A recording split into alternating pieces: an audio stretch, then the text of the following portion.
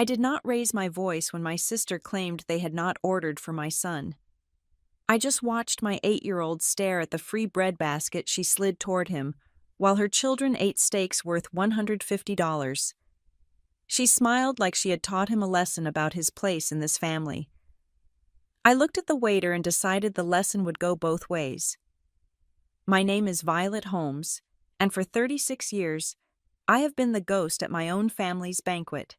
I learned early on that silence was the rent I paid to occupy space in the Arden family orbit, a lesson drilled into me long before I became a mother myself.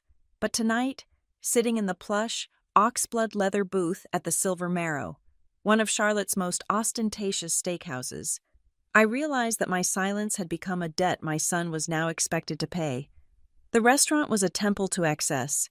It smelled of aged beef, cigar smoke, and the specific, metallic scent of money-changing hands.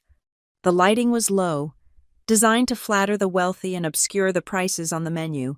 We were there to celebrate Graham, my brother-in-law, who had just secured a promotion that apparently required a tab equal to a mortgage payment to properly acknowledge.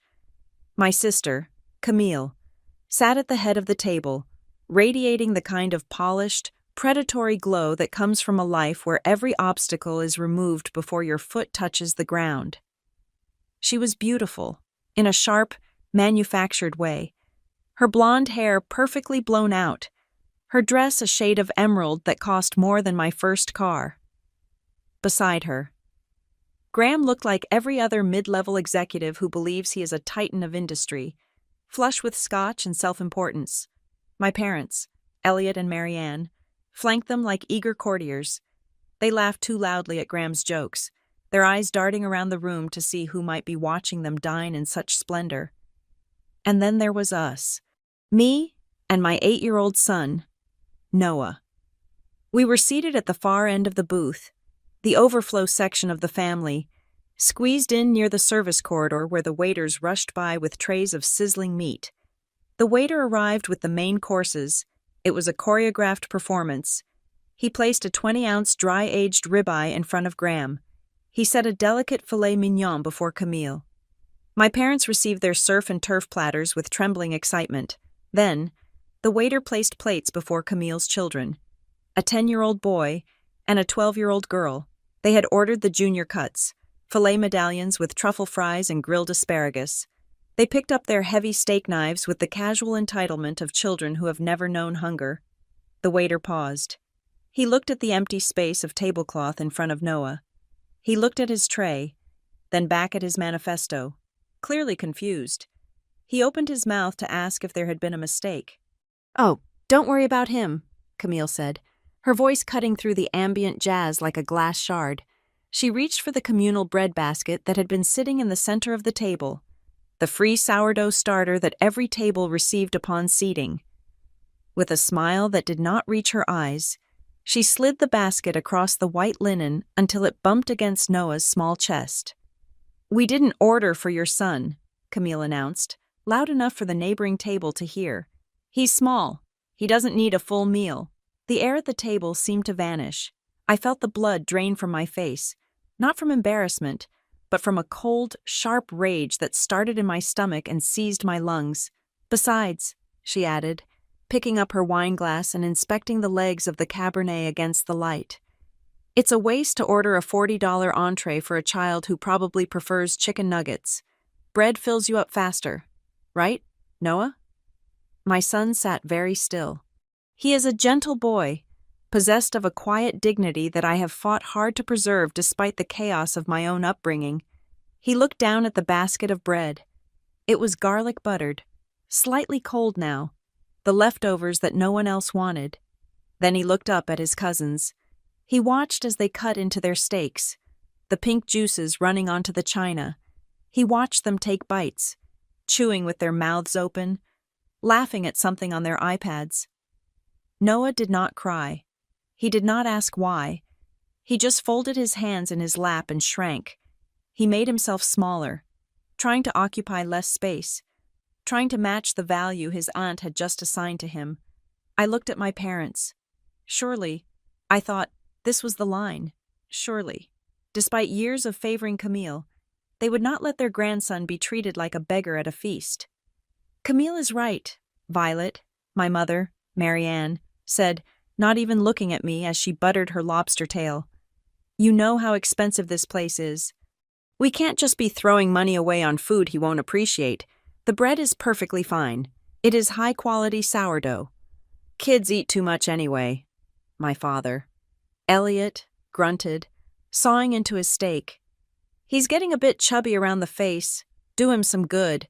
And really, Violet, you shouldn't have brought him if you couldn't afford to feed him yourself. You know this isn't a Chuck E. Cheese. I didn't bring him because I wanted to, I said, my voice steady, though my hands were trembling under the table. I brought him because you insisted the whole family be here for the photo op.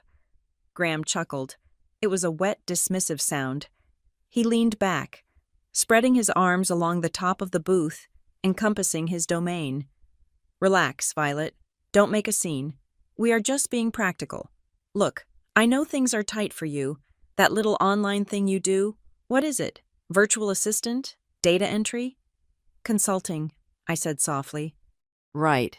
Consulting, Graham smirked, making air quotes with his steak knife. Freelance gig work? It's tough. We get it. That's why we're treating you to the experience. Just let the kid eat the bread. It's on the house. Consider it a perk. He looked around the table for approval. And he got it. Camille giggled. My parents nodded sagely, as if Graham had just dispensed pearls of financial wisdom instead of humiliating a child. They were all so comfortable in their cruelty. They believed, truly believed, that poverty was a character flaw and that wealth was a virtue. They assumed that because I drove a 5-year-old sedan and wore clothes that did not scream a brand name, I was destitute. They assumed that because I did not brag about my work had no value. They assumed I was weak. I looked at Noah again. He had reached out a hesitant hand and taken a piece of bread. He was about to eat it, not because he wanted it, but because he was obedient. He was accepting his place in the hierarchy. He was learning the lesson they were teaching him, that he was a second-class citizen in his own bloodline, that he was worth less than his cousins, that he should be grateful for scraps. I reached out and gently took the bread from his hand. Noah looked up at me, his eyes wide and watery. "Mom," he whispered, "I'm hungry." "I know, baby," I said, loud enough for the table to hear. "And you are going to eat, but you are not going to eat that." I placed the bread back in the basket and pushed it away, toward the center of the table. "Violet, stop being dramatic," Camille sighed, rolling her eyes. "Don't starve him just to spite me." I ignored her. I raised my hand. It was not a frantic wave, but a sharp, decisive gesture. A waiter, not our original server, but a younger man with sharp eyes, saw me immediately. He hurried over. "Yes, ma'am? How can I help you?" "My son has not ordered yet," I said. The table went quiet. Graham stopped chewing. Camille lowered her wine glass. "We want the seafood tower pasta," I said clearly. "The one with the main lobster tail, the king crab legs, and the saffron cream sauce. Market price?" The waiter blinked, surprised by the sudden escalation. "The Neptune's crown, ma'am. That is a very large portion, and it is—" "I know what it is," I said. "And for a side, he will have the truffle mac and cheese with the gold leaf crust. And for a drink," I looked at the menu, though I didn't need to, "he will have the sapphire mocktail, the one you serve in the crystal goblet with the dry ice smoke." "Violet," my mother hissed, "have you lost your mind? Look at the prices." "And," I continued, locking eyes with the waiter, "bring it out immediately. He has waited long enough." "Of course," the waiter said, scribbling furiously. Right away, as the waiter turned to leave, Graham let out a bark of incredulous laughter. He wiped his mouth with his napkin and shook his head, looking at me with a mix of pity and annoyance. "You really are something, Violet," Graham said, his voice dripping with condescension. "Trying to prove a point? That pasta costs more than your weekly groceries. I hope you enjoyed ordering it, because I need to be clear about something." He leaned forward, his face hardening. I am not paying for that. I am paying for the family meal. I am paying for reasonable expenses. I am not paying for a $200 bowl of noodles just because you want to play make-believe rich girl. If you can't pay for that when the bill comes, don't look at me to bail you out. The restaurant will call the police, and I will let them. Camille smirked, taking a bite of her steak. He's right, Vi. You can't order champagne on a beer budget and expect Graham to subsidize your delusions. You're going to embarrass yourself when the check comes. It's irresponsible, my father added, shaking his head. Teaching the boy bad habits. Living beyond your means is a sin. Violet, I listened to them. I let their words hang in the air, heavy and toxic. I watched Noah, who looked terrified that I had just committed a crime. I reached under the table and squeezed his hand. It's okay, I whispered to him. You deserve to be full. You deserve the best thing on the menu. Then I turned to Graham. I kept my face perfectly smooth. No anger, no tears, just a calm, flat surface that reflected his own ugliness back at him. Don't worry, Graham, I said. I am not asking you to pay for it. I would never ask you to pay for my son. Good, Graham scoffed. As long as we are clear. We are very clear, I said. The food arrived faster than usual. The waiter placed the massive, steaming plate of pasta before Noah. It was a masterpiece of culinary architecture, topped with a whole lobster tail and chunks of crab the size of a fist. The truffle mac and cheese shimmered with edible gold. The drink arrived in a cloud of theatrical smoke, blue and sparkling in the crystal glass. The silence at the table was deafening. Camille's children stared at Noah's food with open envy. Their fillets suddenly looked boring. The dry-aged steak seemed dry indeed compared to the feast spread before the cousin they had just mocked. Noah looked at me for permission. Eat, I said. It's yours. As Noah picked up his fork, his eyes lighting up with the first bite, I felt a presence over my shoulder. I turned my head slightly. Standing near the service station was a man in a pristine charcoal suit. He was not a waiter. He was the general manager of the Silver Marrow. He was holding a tablet, scanning the dining room floor. His eyes swept over our table, over Graham's loud posturing, over Camille's haughty demeanor, and then they landed on me. For a second, he frowned, as if trying to place a face out of context. Then, his eyes widened. It was a flicker of recognition, sharp and absolute. He knew who I was, not Violet the poor sister, not Violet the single mother with the online job. He took a step forward, his posture shifting from oversight to service. He caught my eye.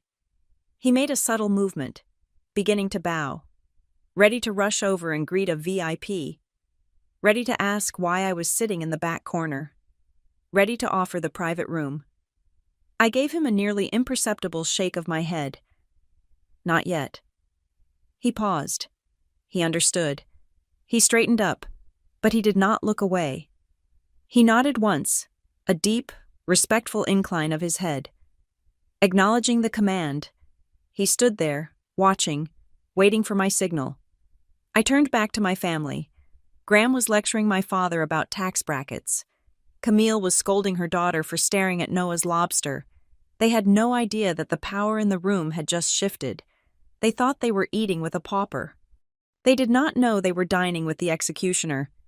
Is it good? I asked Noah. He nodded, his mouth full of lobster and saffron cream. It's the best thing I ever ate, he whispered. Good, I said, picking up my glass of water. Enjoy it, because everything is about to change. To understand why a basket of stale sourdough bread could trigger a war, you have to understand that the bread was never just bread. It was a symbol. It was a tangible reminder of a hierarchy that had been constructed before I was even born, a structure built on the bedrock of my submission and my sister's glorification. Growing up, the Arden household operated on a simple, brutal law of physics. Camille was the sun, massive and radiant, and the rest of us were merely planets condemned to orbit her, grateful for whatever warmth she decided to cast in our direction.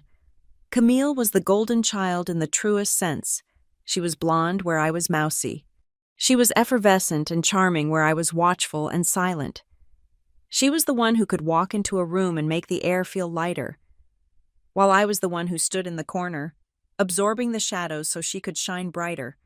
My parents, Elliot and Marianne, did not just favor her, they curated her, to them. Camille was not just a daughter, she was an investment. She was the vessel for all their social aspirations. The one who would marry well and elevate the family name from comfortable to envied. I, on the other hand, was the insurance policy. I was the reliable one, the sturdy one, the one who was expected to handle the messy, unglamorous reality of life, so that Camille's hands never had to touch dirt. I remember when I was 12 years old. My father had promised to take me to a science camp I had been begging to attend for months. I had saved my allowance. I had packed my bag 2 weeks early. 3 days before we were supposed to leave, Camille was invited to a debutante workshop in Charleston. It was a frivolous thing, a weekend of learning how to hold a teacup and walk with a book on one's head. But Camille wanted to go. The dates conflicted. My father could not drive us both. I remember sitting at the kitchen table, the brochure for the science camp crinkled in my gripping hands, waiting for him to figure out a solution. I expected a compromise. Instead, my mother placed a hand on my shoulder, heavy and final. "Violet, honey," she had said, her voice dripping with that sickeningly sweet condescension that I would come to loathe. "You understand, don't you? This is a huge opportunity for your sister to make connections. Science camp will always be there, but Camille, she needs this. You are the strong one. You can handle the disappointment. Camille is too sensitive." That was the refrain of my life. You are the strong one. It was not a compliment. It was a command. It meant that my feelings were durable enough to be trampled on, while Camille's were fine china that must be protected at all costs. I gave up my room when Camille came home from college with too much luggage. I gave up my college fund when Camille needed a fresh start in New York after a bad breakup. I gave up my voice because every time I tried to speak, I was told I was being dramatic, that I was jealous, that I was making everything about me, so I learned to be quiet. I learned that in the Arden family, love was a finite resource, and Camille had monopolized the supply. This dynamic did not end when we left home. It metastasized. When Camille married Graham, it was treated as a coronation. Graham was the final piece of the puzzle, a man with a jawline, a title, and a salary that allowed my parents to brag to their friends at the country club. They had won. Camille had secured the bag. Then, I became pregnant with Noah. I was unmarried. I was alone. I did not offer a wealthy son-in-law or a grand wedding at a vineyard. I offered only a scandal to my parents. Noah was not a grandchild. He was evidence of my failure. He was a stain on the pristine portrait they were trying to paint. While they bought Camille a new SUV for her baby shower, they sent me a card with a $50 gift certificate to a discount grocery store and a note that read, "Hope this helps you get on your feet." They loved the narrative. God, how they loved it. It validated everything they had always believed. Camille was the princess in the castle, and Violet was the cautionary tale. They needed me to be the loser. My struggle made their success feel earned. My poverty made their wealth feel sweeter. If I was doing well, then their neglect was cruel. But if I was a disaster, then their neglect was actually tough love. They convinced themselves they were helping me by shunning me, teaching me responsibility by letting me drown, and I let them believe it. For the last 8 years, I have carefully constructed a mirror for them, reflecting exactly what they wanted to see. I drive a reliable, 5-year-old sedan that blends into the pavement. I wear clothes that are clean and well-tailored but devoid of logos. Cotton blends, simple cuts. Nothing that screams money. I rent a small, 2-bedroom townhouse in a quiet, unpretentious neighborhood. To them, this screams struggle. To me, it screams freedom. They see my life as a series of constraints. They do not see the peace in it. They do not know that the sedan has a custom-tuned engine and bulletproof glass. They do not know that the simple clothes are bespoke commissions from a tailor in Milan who values fabric quality over branding. They do not know that I own the townhouse, along with the entire block it sits on, through a holding company that lists a generic P.O. box in Delaware. I kept the truth from them not because I was ashamed of my success, but because I knew them too well. If they knew what I really did, if they knew the sheer scale of the empire I had built from my laptop while they were busy judging me, they would not suddenly love me. They are incapable of loving me. They would only love my money. They would drain me dry, just as they drained themselves to prop up Camille's facade. And they were drained. That was the secret irony that kept me warm on cold nights. My parents were not rich. They were leveraged. They lived on credit and appearances. Terrified of the house of cards collapsing. 2 years ago, my father faced a massive tax lien. He had forgotten to file capital gains on a property sale to fund Graham's investment idea. The IRS was threatening to seize their primary residence. I sat at their dining table as my mother wept, wringing her hands, talking about the shame, the humiliation. "Camille can't know," she had sobbed. "She has so much stress with the new house. We can't burden her." They could not burden the rich daughter. But they could cry in front of the poor one. The next day, the lien was quietly purchased and satisfied by an entity named Archon Solutions. My parents received a notification that it had been an administrative error, resolved by a third-party audit. They attributed it to divine intervention. Later that week, I heard my father on the phone with Graham, thanking him. "I know you pulled some strings with your finance buddies." "Graham," my father said, his voice thick with gratitude, "you saved us, son. You're a miracle worker." Graham, of course, took the credit. He didn't deny it. He just laughed that oily laugh and said, "Family looks out for family. Elliot, I paid $28,000 to save their home, and they thanked the man who would have let them burn." I swallowed that rage. Just as I had swallowed every other slight, I did it for Noah. I wanted him to have grandparents, even if they were flawed. I wanted him to have cousins. I told myself that I could absorb the toxicity so he wouldn't have to. I taught him to be polite. I taught him to say please and thank you, even when people were rude. I taught him that his worth was internal, that it did not matter if he had the newest sneakers or the biggest steak. "Don't let anyone judge you by the plate in front of you," I would tell him. "You are a king in your own mind." But tonight, watching him stare at that breadbasket, I realized I had made a terrible calculation. I thought I was teaching him humility. In reality, I was training him to be a doormat. I was teaching him to accept the scraps, just like I had. I was teaching him that because we didn't scream for attention. We didn't deserve to be fed. When Camille pushed that basket toward him, she wasn't just withholding food. She was initiating him. She was welcoming him into the family tradition of making sure the Holmes branch knew their place beneath the Arden branch. She was looking at my son, my brilliant, kind, innocent son, and deciding that he was lesser, and my parents, the people whose roof I kept over their heads, whose medical bills I had quietly settled when their insurance lapsed last winter, whose dignity I had purchased with checks they would never see. They sat there and nodded. Kids eat cake. Kids eat bread. Kids don't matter. I looked at Noah, happily devouring his lobster now, unaware that the meal was an act of war. He was smiling. He felt special. And in that moment, the wall I had built around my secret life crumbled. Not the wall that protected my privacy, that was still useful, but the wall that protected my family from the consequences of their own cruelty. I had hidden my power to keep the peace, but there was no peace here. There was only submission. They didn't love Violet. They loved the poor Violet who made them feel rich. They loved the screw-up Violet who made them feel competent. They loved the punching bag. Well, the punching bag just hit back.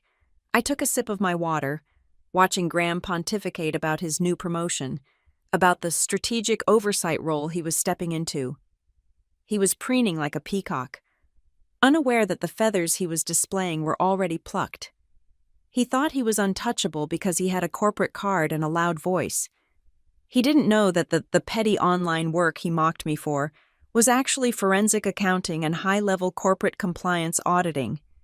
He didn't know that my firm, Blackridge Compliance, specialized in hunting down executives exactly like him, men who thought expenses were income and arrogance was a shield. He didn't know that I wasn't just the sister-in-law he bullied at dinner. I was the wolf waiting at the door of his career. I looked at my mother, who was delicately picking at her salad, avoiding my eyes. I looked at my father, who was still grumbling about the price of the pasta. I looked at Camille, who was busy texting, probably telling her friends about the charity she was performing by dining with us. I was done. I was done paying their debts in the dark. I was done letting them think they were the sun. Tonight, the orbit would break. I wasn't going to just buy my son a lobster. I was going to buy the truth, and the price would be everything they thought they owned. "Mom," Noah said, pulling me from my thoughts. "Can I have some of the bread now? To dip in the sauce?" I smiled at him, a genuine, terrifyingly calm smile. "You can have anything you want. Noah," I said, my voice soft but carrying a weight that felt like iron. "You never have to ask for the bread again. From now on, we own the bakery." I didn't say it loud enough for them to hear. Not yet. The reveal had to be timed perfectly. It had to hurt. It had to be a lesson that would scar over and remind them, every time they looked at us, that they had made a fatal error in judgment. I watched the waiter refill Graham's wine glass. I watched Graham check his watch, likely anticipating the moment he could slam his corporate card on the table and play the benefactor one last time. "Go ahead, Graham." I thought, "Enjoy the vintage. It's the last thing you'll ever taste that isn't ash." My family believes I work in the digital equivalent of a sweatshop. To them, the hours I spend on my laptop are devoted to data entry, virtual assistants, or perhaps filling out endless surveys for pennies. They imagine I live paycheck to paycheck, scraping together rent for my modest townhouse by performing the menial tasks that the Grahams of the world outsource so they can focus on big-picture strategy. It is a convenient fiction. It allows them to pity me while feeling superior, a combination that acts as a potent drug for their egos. If they knew the truth, the air in this steakhouse would turn to ice. I am not a virtual assistant. I am the founder and lead auditor of Blackridge Compliance Group.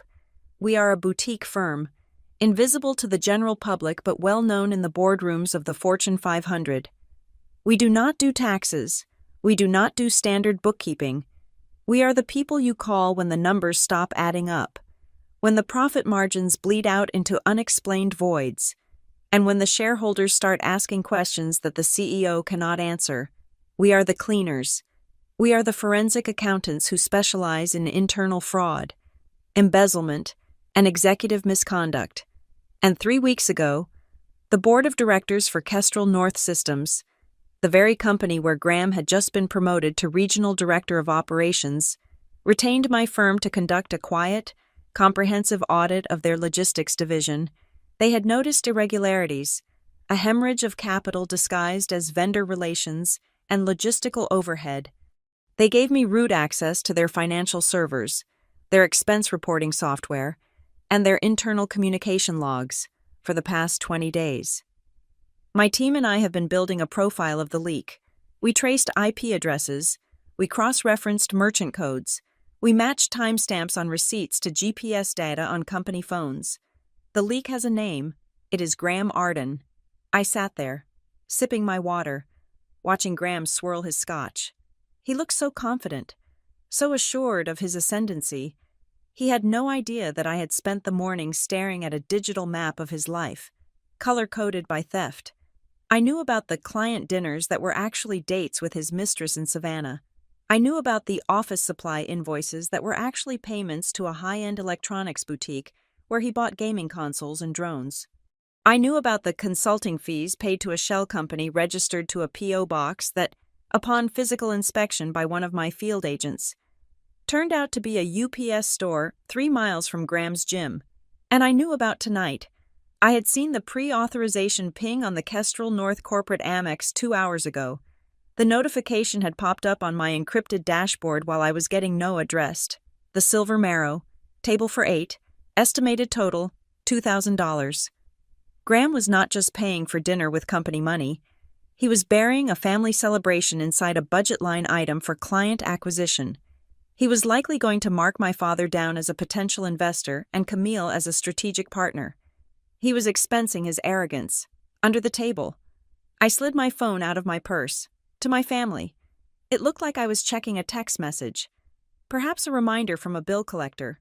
In reality, I was opening the secure admin portal for the Kestrel North audit. I tapped the icon for my executive assistant, Tessa. She was currently stationed in our secure server room in Chicago, monitoring the real-time feed. Target is active. I typed, the Silver Marrow, Charlotte. He is using the Platinum corporate card ending in 4098. He is currently bragging about a promotion he is using to steal more money. Initiate Phase 2. A moment later, 3 dots danced on the screen, followed by Tessa's reply. Received. Violet. We have enough historic data to prove a pattern of intent. Do you want to flag the transaction for later review, or do you want to move to active containment? I looked up at Graham. He was leaning over the table, explaining to my father how smart money works. You have to leverage your assets. Elliot, Graham was saying, gesturing with a forkful of ribeye. You can't just let cash sit. You have to make it move. That is what I tell my team. If you are not aggressive, you are dying. That is brilliant, son, my father said, nodding with the reverence of a disciple. I wish I had your head for business. It is a gift, Graham shrugged, feigning modesty. But honestly, it is about knowing what you are worth and taking it. I looked down at my phone. Active containment. I typed, execute the Blackline protocol. Trigger an immediate freeze on all discretionary spending for his accounts based on suspicious activity in non-compliant sector. Do it now. Copy that, Tessa replied, locking the card in 3, 2, 1, done. The next time he swipes, the terminal will scream. I locked my phone and placed it face down on the tablecloth. A cold, electric thrill ran through my veins. It was not joy. It was not excitement. It was the satisfaction of a mathematician solving a complex equation. Graham had spent years treating me like a variable that could be rounded down to 0. He did not realize that I was the one writing the formula. The trap was set. It was a legal snare, tight and invisible. I did not need to scream at him. I did not need to flip the table or throw wine in his face. I simply needed to let him be himself. I needed him to walk to the edge of the cliff, confident in his ability to fly, and then simply turn off gravity. I turned to Noah. He had finished his pasta and was now carefully picking the gold flakes off his mac and cheese, examining them on his fingertip with wonder. He looked up at me, his eyes bright, the shadow of the breadbasket incident already fading from his immediate memory. Mom, he whispered, is it real gold? It is, I said quietly. Why do they eat gold? He asked. Does it taste better? No, I said, smoothing his hair. It tastes like metal. They eat it because they want to show everyone else that they can afford to waste it. It is not about the taste. Noah, it is about the show. I don't need to show off, Noah said, licking the flake from his finger. I just like the cheese. That is because you have something they don't, I told him, leaning in close so only he could hear. You have substance. You are real. Never let them make you feel small. Noah, they are loud because they are empty. You are quiet because you are full. I needed him to understand this. I needed him to know that the humiliation he felt earlier was not a reflection of his worth, but a projection of their insecurity. Graham and Camille needed to crush us to feel tall. They needed the contrast, without poor Violet. Rich Camille was just a woman with a maxed-out credit card and a hollow marriage, without loser Noah. Winner Graham was just a thief in a suit. We are going to be okay, right? Noah asked, a lingering anxiety in his voice. He was smart. He sensed the tension radiating off me, even if I kept my face calm. We are better than okay, I promised him. We are the ones holding the keys.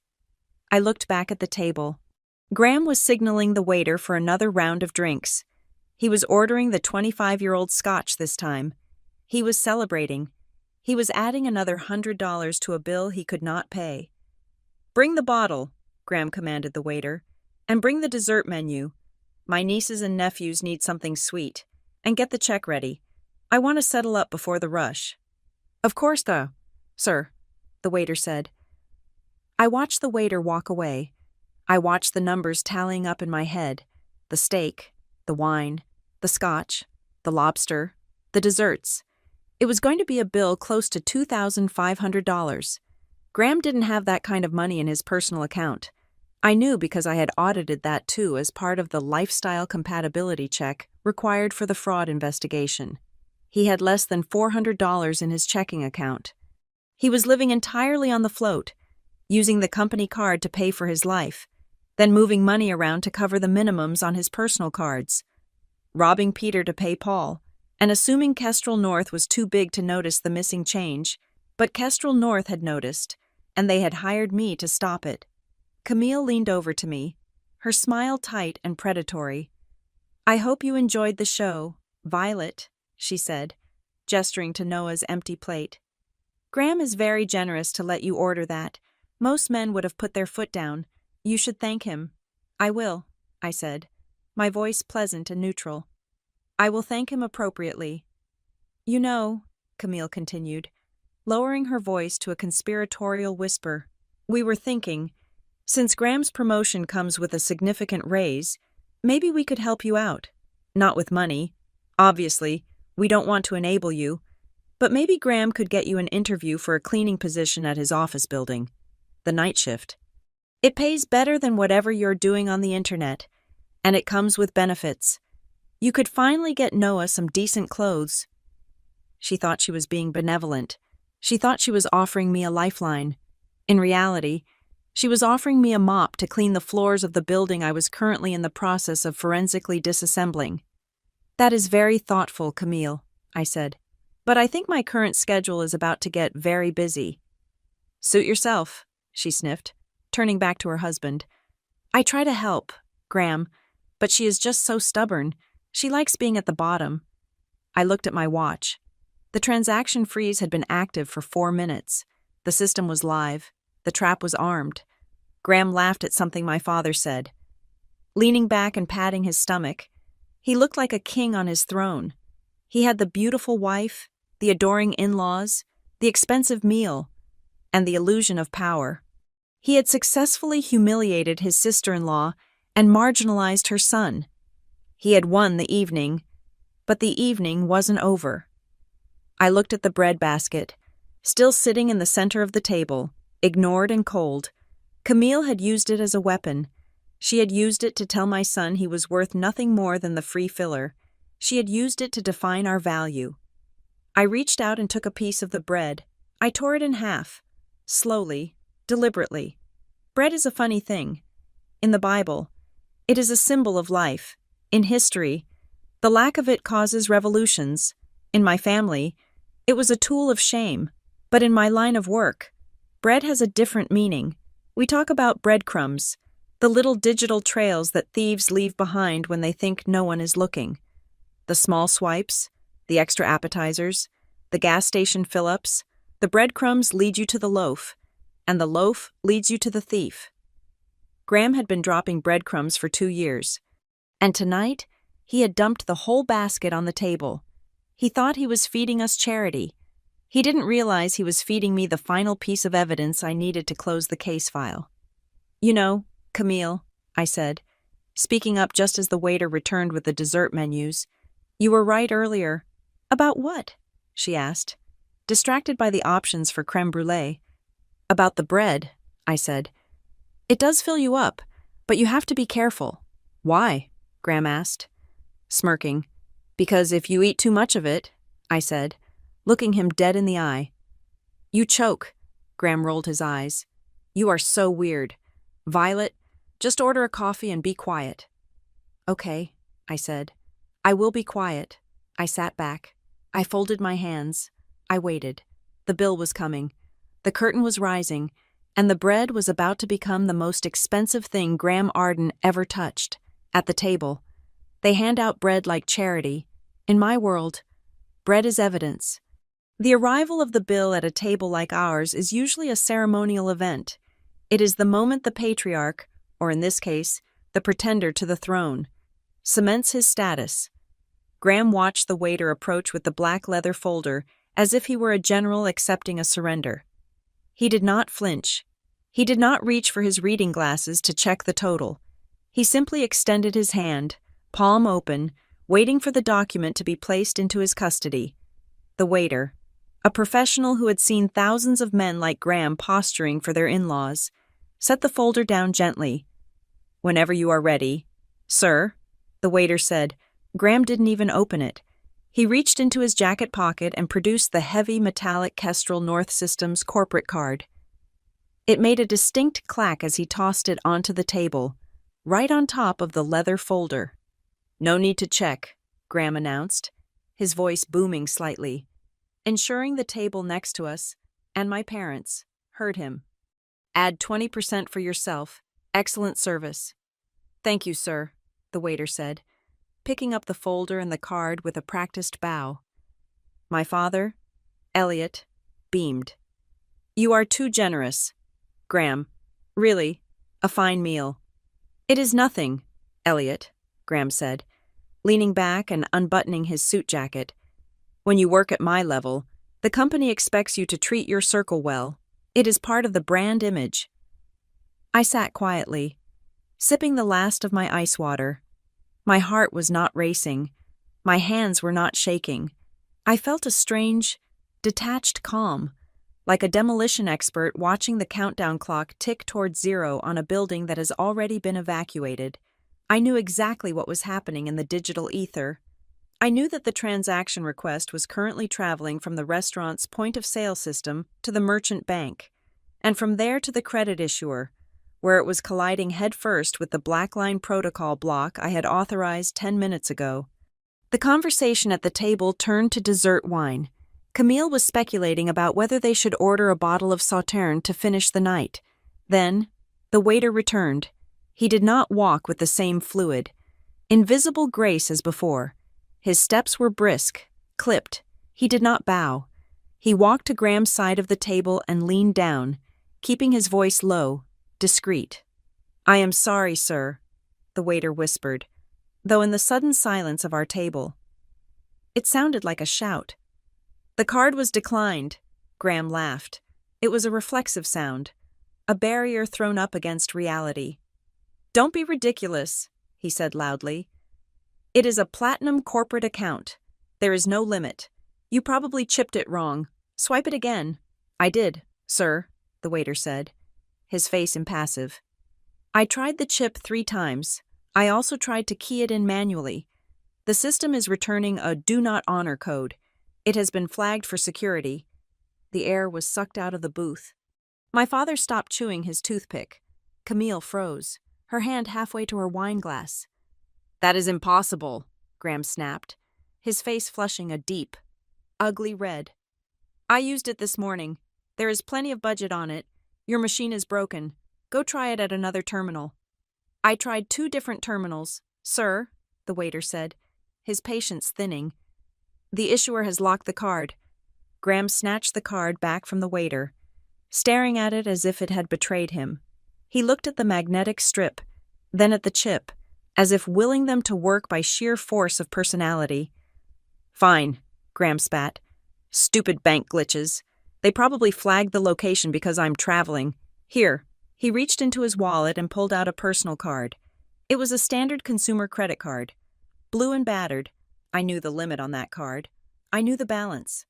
I knew he was hovering within $50 of the cap, because he had used it to put a down payment on the rental car sitting in the parking lot, the one he claimed he had bought. "Use this one," Graham said, his voice less booming now, more brittle. The waiter took it and walked away. The silence that followed was excruciating. It was the sound of an illusion dissolving. Graham tapped his fingers on the table, a frantic, staccato rhythm. He wouldn't look at Camille. He wouldn't look at my father. He stared at the kitchen doors, willing the waiter to come back with a receipt and a pen. "It happens all the time." My mother, Mary Ann, chirped nervously. Computers are so unreliable these days. Just last week, the grocery store machine froze on me. Exactly, Graham said, seizing the excuse. Just a glitch? The waiter returned. This time, he was accompanied by the floor manager, the man who had recognized me earlier. The manager held the blue card in his hand. Mr. Arden, the manager said, his voice polite but firm. I am afraid this card has also been declined. Insufficient funds. Graham looked like he had been slapped. What? Insufficient funds, sir, the manager repeated, slightly louder. We attempted to run the card for the full amount, and then for a partial payment, but both were rejected. The table was now the center of attention for the entire dining room. People were turning in their seats, the couple at the next booth, who had been admiring Graham's loud generosity earlier, were now exchanging amused glances. Graham was drowning. I could see the panic in his eyes, the realization that he had no third option, he had no cash, his other cards were maxed out. He was sitting in a 5-star steakhouse with a bill that exceeded the monthly rent of most people in the city, and he had zero means to pay it. Camille, realizing her husband was paralyzed, went into survival mode. She needed a reason. She needed a villain. She looked around the table, her eyes frantic, until they landed on me, or rather, on Noah's empty plate. It is her fault, Camille practically shrieked. Pointing a manicured finger at me, the manager blinked, confused. Ma'am? It's Violet, Camille insisted, her voice rising to a shrill pitch. She ordered that ridiculous lobster tower, that monstrosity. It pushed the bill over the usual limit. The credit card company probably saw a transaction that was way higher than normal because she decided to gorge her son on food he doesn't even understand. It was a logic so twisted, so desperate, that it was almost impressive. She was claiming that my son's meal had triggered a fraud alert on a corporate card that was supposedly limitless. Camille is right, my mother chimed in, grasping at the lifeline. Violet, you insisted on that expensive dish. You probably flagged the system. You know Graham usually keeps things reasonable. Reasonable? I repeated, my voice calm. Graham ordered a bottle of scotch that cost $400. He ordered steaks for your grandchildren that cost $150 each. My son's pasta was expensive. Yes, but it was a fraction of the total. Don't argue with us, Violet, my father hissed, leaning across the table. Fix it. You caused this scene. You embarrassed Graham. Do you have any money? Give it to Graham so he can settle this and we can leave. You want me to pay? I asked. It is the least you can do, Graham said, finding his voice again now that he had a scapegoat. You wanted to play big shot with the menu. Now put your money where your mouth is. Cover the bill. Violet, I will pay you back when the bank sorts out this glitch on Monday. He held out his hand, expecting me to empty my purse. He expected me to pull out my emergency savings, or perhaps a credit card I had been saving for a rainy day. He expected me to sacrifice myself to save his ego, just as I had done 1,000 times before. I looked at his hand. I looked at the manager, who was watching me with a mixture of professional curiosity and hidden respect. He knew I could pay the bill. He knew I could buy the restaurant if I wanted to. I reached into my purse. The relief on my parents' faces was instantaneous.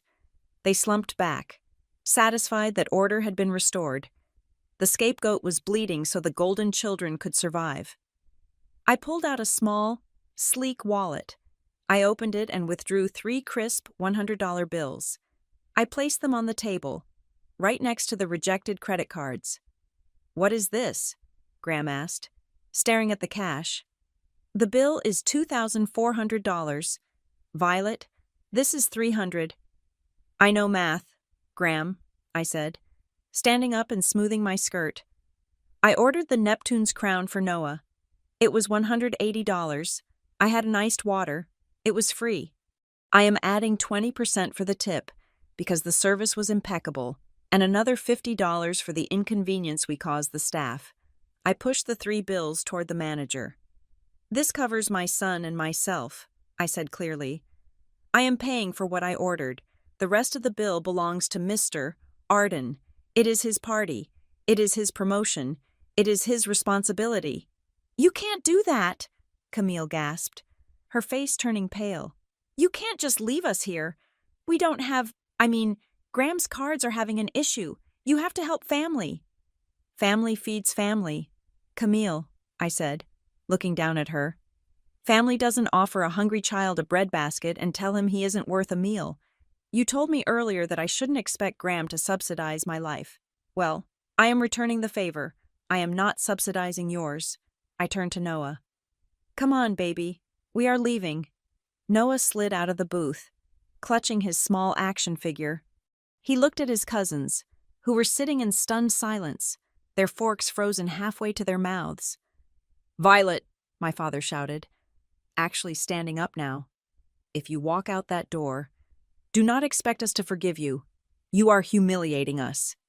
No, Dad, I said, looking him in the eye. You are humiliated because the check arrived, and for the first time in your life, you are sitting at a table where no one else is willing to pick it up for you. I took Noah's hand and walked away. I did not look back. I heard Graham arguing with the manager. I heard him demanding to speak to the owner. I heard the manager politely informing him that if payment was not rendered, the police would be called. I kept walking. We stepped out of the restaurant and into the cool night air. The valet stand was busy. Expensive cars were lined up. Mercedes, BMWs, Range Rovers. My family followed me out a few minutes later. I don't know how they resolved the bill. Perhaps Graham gave them his watch, or perhaps they called a friend to bail them out over the phone. But they looked disheveled and furious. Graham was sweating through his shirt. Camille was crying. Her mascara smeared. My parents looked aged. Their posture collapsed. They saw me standing near the curb with Noah. I hope you are happy, Camille spat, as she stormed past me toward the parking lot where their new car was parked. You ruined everything. You are a selfish, jealous little witch.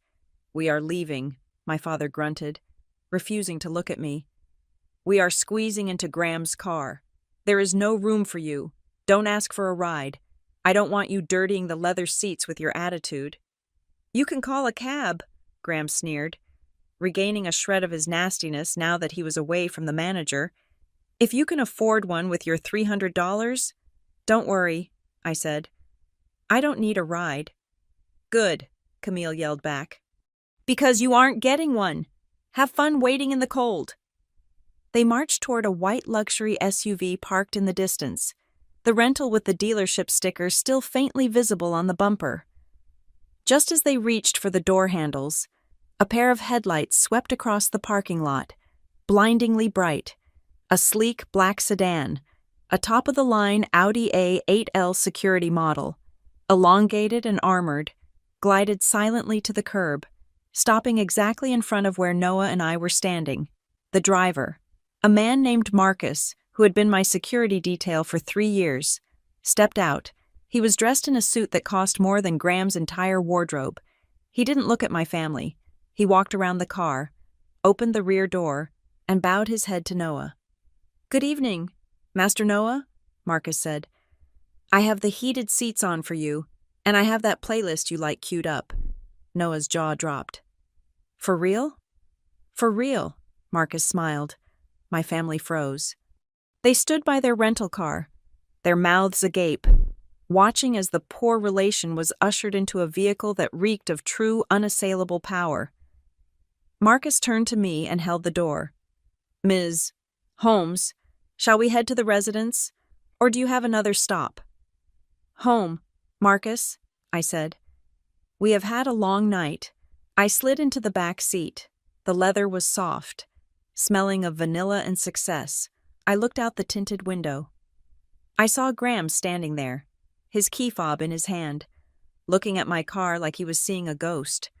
I saw Camille, her face twisted in confusion and fear. They looked small. They looked insignificant. As the door clicked shut, sealing out the noise and the cold, I pulled out my phone. I dialed the number for Tessa. She answered on the first ring. Status? Tessa asked. The target has been engaged, I said, watching my family fade into the rearview mirror as we pulled away. He is panicked, he is broke, and he is angry. He is going to try to move money tomorrow morning to cover his tracks. I am ready for him, Tessa said. Good, I said. Initiate Blackline protocol. Effective immediately. I want every account frozen. I want every asset tagged. I want the audit report sent to the Kestrel North Board of Directors at 8 a.m. sharp. Burn it all down. Tessa. With pleasure, she replied. I hung up the phone and looked at Noah. He was leaning back in the seat, watching the city lights blur by. Mom? He asked. Is this our car? Yes, Noah, I said softly. This is our car. It's cool, he said sleepy. Get some rest, I whispered. Tomorrow is going to be a very big day. Tomorrow. The breadbasket wouldn't be the only thing that was empty. Tomorrow. Graham Arden's entire world was going to be insufficient funds. The phone rang at 7 in the morning. It was not a polite hour to call, but my mother, Mary Ann, had never respected the boundaries of time when it came to her needs. To her, my time was a public utility, free for the taking, while Camille's time was a precious commodity that had to be booked weeks in advance. I stared at the screen, seeing the name Mom flashing like a warning light. I let it ring 3 times before answering, composing my voice into the flat, neutral tone that I had perfected over 3 decades of being the disappointment of the family. Violet, she said, dispensing with greetings. We need you here by 10. The caterer canceled on the appetizers, and the cleaning crew did a rush job on the patio. Your father's birthday party is tonight, and I need you to handle the food and the setup. It was a command, not a request. I sat up in bed, looking at the sunlight streaming through my window, thinking of the quiet weekend I had planned with Noah. Mom, I have plans with Noah, I said calmly. And I am not a caterer. You have a budget for this. Hire someone. We can't hire someone on such short notice, she snapped. And besides, we are saving the budget for the main event. Camille is buying your father a car. Violet, a brand new luxury sedan, a $50,000 gift. She is spending a fortune to make this day special for him. The least you can do, since you cannot contribute financially, is contribute with your hands. It is called sweat equity. There it was, the transaction.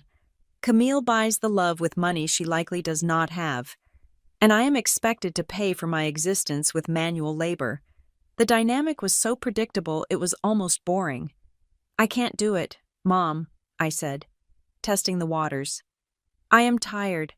The line went silent for a moment, and then her voice dropped to that low, dangerous register she used when she was about to twist the knife.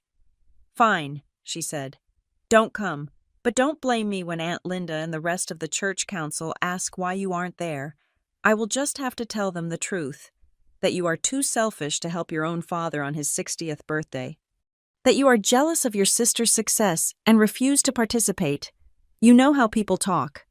Violet, it would be a shame if everyone in town thought you were an ungrateful daughter who abandoned her family. She was weaponizing my reputation. She knew that even though I lived quietly, I valued my dignity. She was threatening to paint me as the villain in her social circle, a stigma that sticks in a southern town like wet cement. I closed my eyes, a year ago. This would have crushed me. I would have rushed over, apologizing, begging for the chance to scrub the floors just to stop her from bad-mouthing me. But today, her threat did not induce panic. It induced strategy. I needed to get back into that house. I had initiated the Blackline protocol on Graham. But I knew that a man like him, when cornered, would look for a lifeline. He would look for liquid assets to plug the holes in his sinking ship before the audit report hit the board of directors on Monday. And the biggest asset available to him was not his own, but my parents' house. It was a sprawling colonial estate, paid off years ago, sitting on prime real estate. If Graham was desperate, he would try to leverage it. I needed to see the paperwork. I needed access to my father's study. Okay, I said, infusing my voice with a fake resignation. You are right. I will be there. I will help. Good, she said, her tone instantly brightening. Having won the round. Wear something practical. Violet, you will be in the kitchen most of the time. I hung up. I looked at Noah, who was still sleeping soundly. I would not bring him into the line of fire without armor. I woke him up gently and told him we were going to Grandma's house. But it was going to be a game, a secret mission. When we pulled into the driveway of my childhood home 2 hours later, the house looked impeccable. The lawn was manicured to within an inch of its life. Balloons were tied to the mailbox. But I did not see a home. I saw a stage set for a tragedy. Camille was standing on the porch, directing a delivery crew with the imperious air of a general. When she saw me get out of my car, her eyes raked over my jeans and t-shirt with disdain. "Finally," she said, "the help arrives." She reached into a bag at her feet and pulled out a black apron. It was a heavy, industrial-style apron, the kind worn by bussers and dishwashers. She thrust it at me. "Put this on," she ordered. "Why?" I asked, taking the fabric. "Because we have important guests coming," Camille said, checking her reflection in the window. "Senators, business partners, Graham's boss might even stop by. I don't want anyone confused about the hierarchy here. Violet, if you are wandering around in regular clothes, people might think you are a guest and try to talk to you about things you don't understand. If you wear the apron, they will know you are just there to serve drinks and clear plates. It saves everyone the embarrassment." It was a blatant attempt to dehumanize me. She wanted to erase my identity, to reduce me to a function. She wanted to make sure that while she played the benefactor, I played the servant. I looked at the apron. In another life, I would have thrown it in her face. But in this life, in the middle of a corporate takedown, the apron was perfect. It was a cloak of invisibility. No one looks at the server. No one lowers their voice when the maid walks by. If I wore this, I could move through the rooms like a ghost. I could listen. I could observe. And most importantly, I could slip into the study unnoticed. "You are right, Camille," I said submissively, tying the strings around my waist. "I wouldn't want to confuse anyone." She smiled, satisfied. "Good. Start in the kitchen. The shrimp need to be arranged." I took Noah inside. I had brought his noise-canceling headphones and his tablet. I set him up in the sunroom at the back of the house, a room that was rarely used. "Stay here, buddy," I told him, looking him in the eye. "This is your base. You have your movies. You have your snacks. Do not go into the living room. The adults are going to be loud and boring. You are safe here. If you need me, you text me on the special app, okay?" "Okay, Mom," he said, happy to be left alone with his game. "Are you going to be okay?" "I am just going to serve some snacks," I said. "I will be right back." I went to work. For the next 3 hours, I was the model of domestic servitude. I arranged trays. I chilled wine. I polished silverware. My mother ignored me, except to bark orders about the napkin folds. My father didn't even acknowledge my presence, too busy pacing the floor and rehearsing his thank you speech for the car he thought he was getting. By 6 in the evening, the house was full. The air was thick with expensive perfume and the drone of shallow conversation. I moved through the crowd with a silver tray of crab puffs, keeping my head down, blending into the wallpaper. It was amazing what people said when they thought no one was listening. I circled a group of men standing near the fireplace. Graham was in the center, holding a glass of scotch that I knew he hadn't paid for. He was flushed, his tie loosened, holding court with a few of his old college buddies and a local banker named Davis. "It is a done deal," Graham was saying, his voice low but boastful. "The promotion is just the first step. I have a private venture lining up. Big returns. I am talking triple digits within the first quarter." "Sounds risky." "Graham," Davis the banker said, swirling his drink. "You have the liquidity for the buy-in?" "I am moving some assets around," Graham said quickly. "Liquidating some old property. You know how it is. You have to spend money to make money. I am signing the final paperwork on the collateral this weekend. Once that capital hits, I am golden." My grip tightened on the silver tray. Collateral. He was talking about using property to secure a loan. But Graham didn't own any property. They rented their McMansion in the suburbs. The only unencumbered deed in the family belonged to Elliot and Marianne Holmes. He was planning to mortgage my parents' house to cover his fraud. He was going to convince them to sign it over, probably under the guise of estate planning or tax optimization, and then use it to pay back the money he had stolen from Kestrel North before the audit caught him. He was going to drown them to save himself.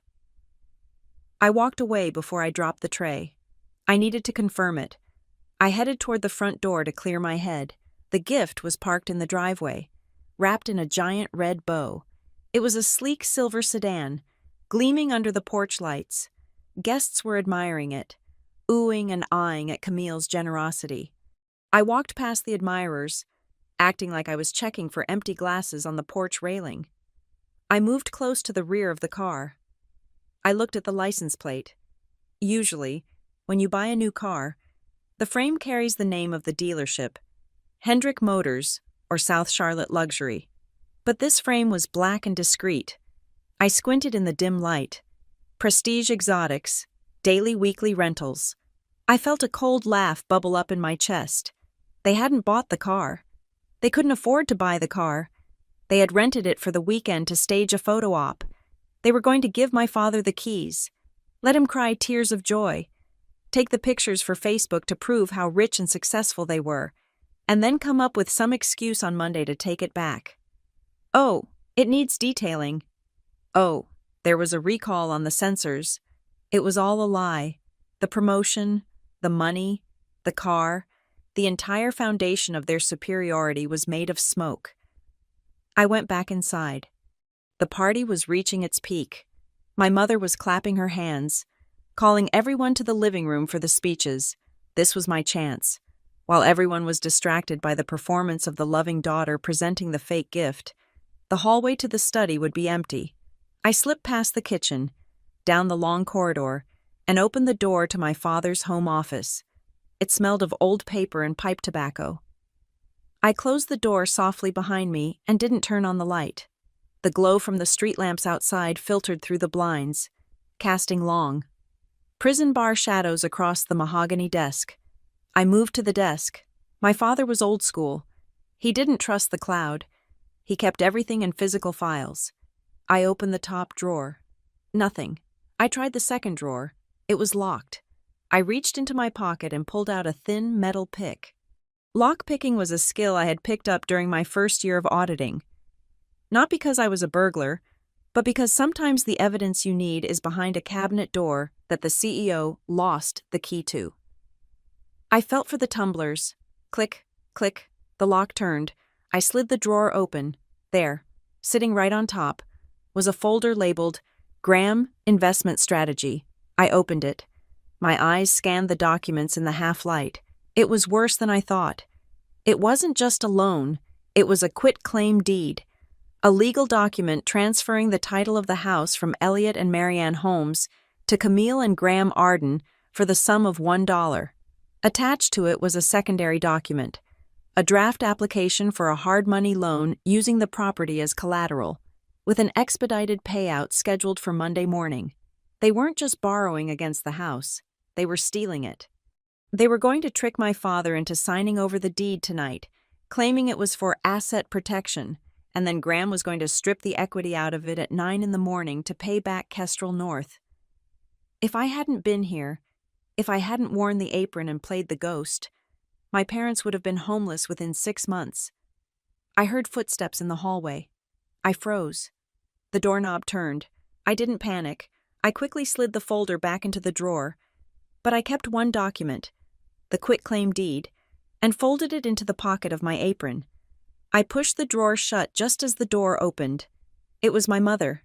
She stood silhouetted in the doorway, the noise of the party behind her. She squinted into the dark room. "Violet?" she hissed. "What are you doing in here? The guests are waiting for champagne. Why are you hiding in the dark?" I turned to her, my face a mask of subservience. "I was just looking for the extra napkins. Mom," I said, "I thought you kept a box in here." She huffed, annoyed. Napkins are in the pantry. You useless girl. Get out there. Graham is about to make the toast. Yes. Mom, I said. I walked past her, brushing against her arm. She didn't feel the heat radiating off me. She didn't feel the trembling rage. She only saw the apron. I walked back into the living room. Graham was standing by the fireplace, raising his glass. Camille was hanging on his arm, looking at him with adoration that I now knew was fueled by desperation. To Elliot, Graham announced, his voice booming. A man who built a legacy, and to family, because when it comes down to it, family is the only thing you can bank on. The guests cheered. My father wiped a tear from his eye. I stood in the back, in the shadows, my hand resting on the paper in my pocket. I looked at the walls of the house I grew up in. I looked at the family photos hanging there, images of a happiness that had never really existed. This wasn't a home anymore. It was a crime scene. And I was the only witness. I looked at Graham. He was smiling, thinking he had pulled it off. He thought he had the car, the house, and the reputation secure. He didn't know that the servant in the corner had just pocketed the detonator. I touched the earpiece I wore, a small, wireless bud connected to my phone. Tessa, I whispered, barely moving my lips. I am here, my assistant's voice came back, clear and sharp. I have the document, I said. He is trying to execute a title transfer tonight. He is going to try to cash out on Monday. Do you want me to block the county recorder's office? Tessa asked. No, I said, watching Graham hug my father. Let him sign it. Let him think he has won. But prepare the interception when he tries to leverage the deed on Monday. I want the bank to realize that the property is already flagged. Flagged for what? Tessa asked. Tax liens, I said. The liens I bought 2 years ago. The ones I never officially cleared from the record because I knew this day might come. I watched my father shake Graham's hand. Let him steal the house, I whispered. Because he is stealing a bomb. I turned and walked back toward the kitchen to get more champagne. The apron felt lighter now. It wasn't a uniform of servitude anymore. It was camouflage for the soldier who was about to burn the enemy camp to the ground. The party was vibrating through the floorboards. A dull, rhythmic thumping of bass and polite laughter that felt a world away from the silence of my father's study. The air in the room was stagnant, smelling of old leather and the expensive cigars Graham had handed out earlier like party favors. I stood before the mahogany desk, the heavy oak door clicking shut behind me. Sealing us in, my father, Elliot, sat in his high-backed chair. He did not look like a man celebrating his birthday. He looked like a man concluding a business transaction. He gestured to the chair opposite him, but I remained standing. I still wore the black apron Camille had forced onto me. It was a shield, a reminder of my station in this house. Violet, he said, his voice devoid of the warmth he had shown the guests outside. We need to handle some housekeeping. He slid a document across the polished wood surface. It was a single sheet of heavy bond paper, the kind used for official legal instruments. I did not need to pick it up to know what it was. The bold letters at the top screamed its purpose. Quitclaim deed. I need you to sign this, he said, not asking, but commanding. I looked at the paper. It was a standard waiver of interest. It stated that Violet Holmes, having potential future claim to the estate via inheritance or trust, hereby waived all rights and interest in the property located at 42 Willow Creek Lane, transferring sole ownership to Camille and Graham Arden for the consideration of $1. Why? I asked, keeping my voice small, trembling just enough to sell the performance. Because Graham is going to leverage the property to expand his portfolio, my father said, leaning forward, his eyes hard. He has a vision. Violet. A massive opportunity, but the bank requires a clean title. They need to know there are no other potential claimants who could stall a foreclosure if well. Not that it will happen, but it is just a formality. We need the equity to be liquid. You are giving them the house? I asked. I am investing in the future, he corrected me sharply. Graham and Camille are the future of this family. They are building something real. They are going to take care of your mother and me in our old age. Let us be honest. Violet, you are not in a position to take care of anyone. You are a variable. Graham is a constant. He stood up and walked to the window, looking out at the rental car parked in the driveway, the symbol of the wealth he desperately wanted to believe in. You have always been unstable, Violet, he continued, his back to me, drifting from job to job. Single mother, no assets. You are a burden. I love you, but you are heavy. If I leave any part of this house to you, you will just sell it to pay off some debt or buy something frivolous. Graham will multiply the value. It is just basic economics. The door opened behind me. I didn't turn, but I felt the temperature in the room drop. Graham walked in, followed closely by Camille. They moved like a pack of wolves sensing a wounded animal.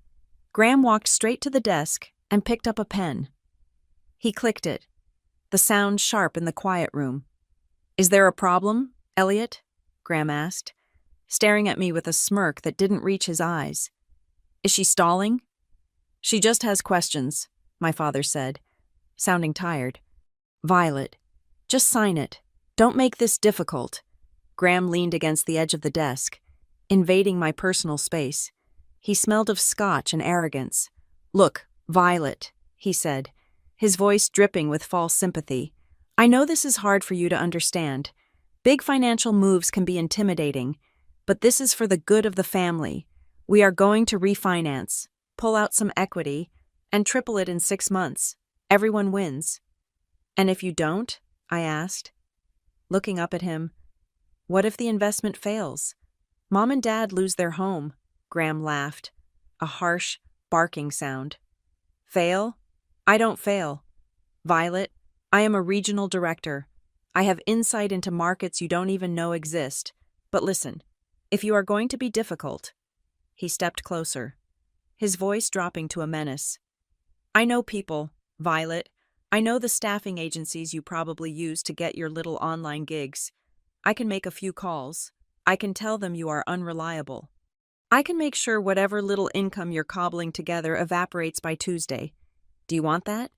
Do you want to explain to Noah why there's no food in the fridge because Mommy couldn't be a team player?" It was a clumsy threat, the kind a bully makes when he thinks he holds all the cards.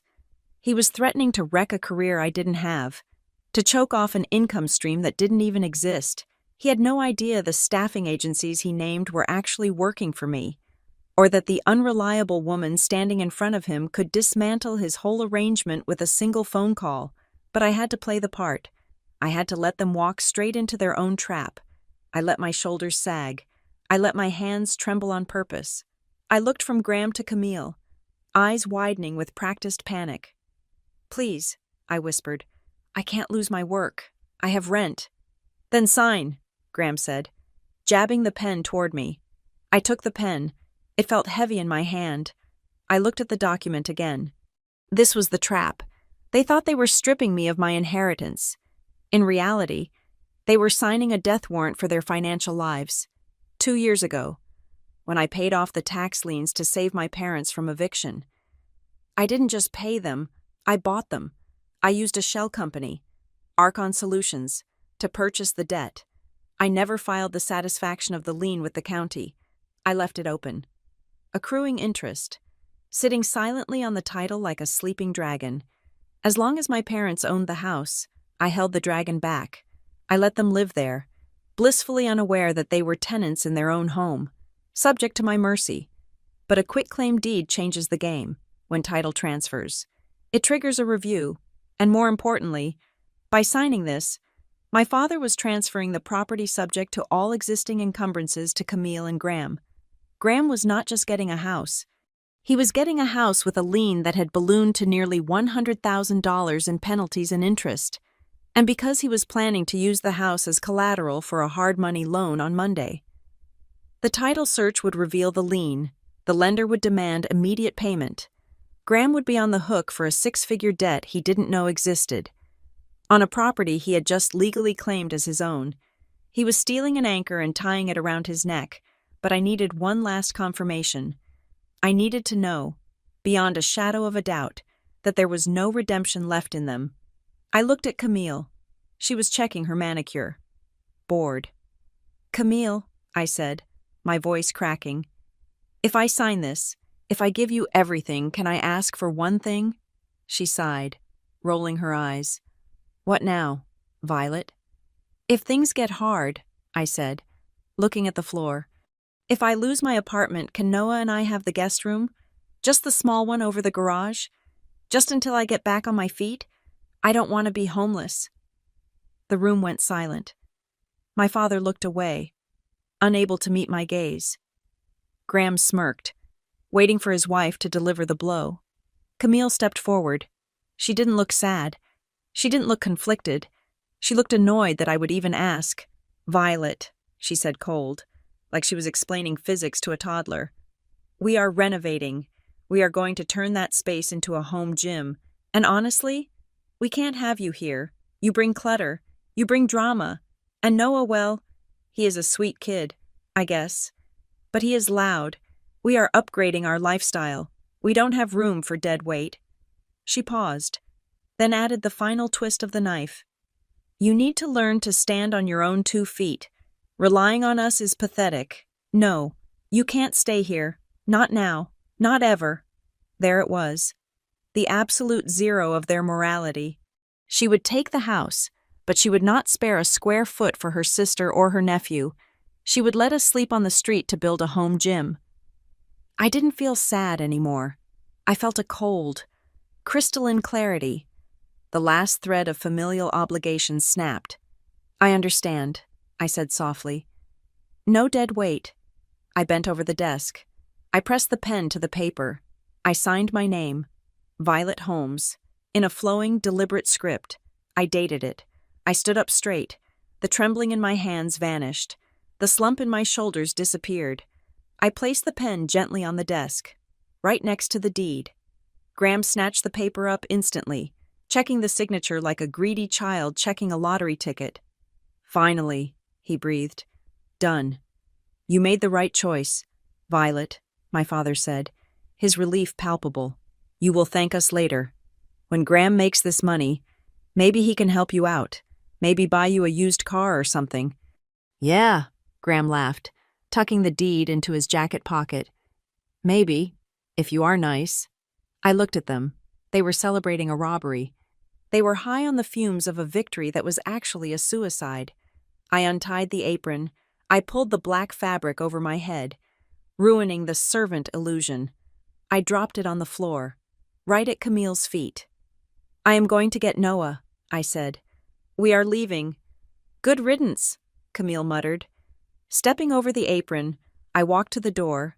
My hand hovered over the knob. I turned back one last time.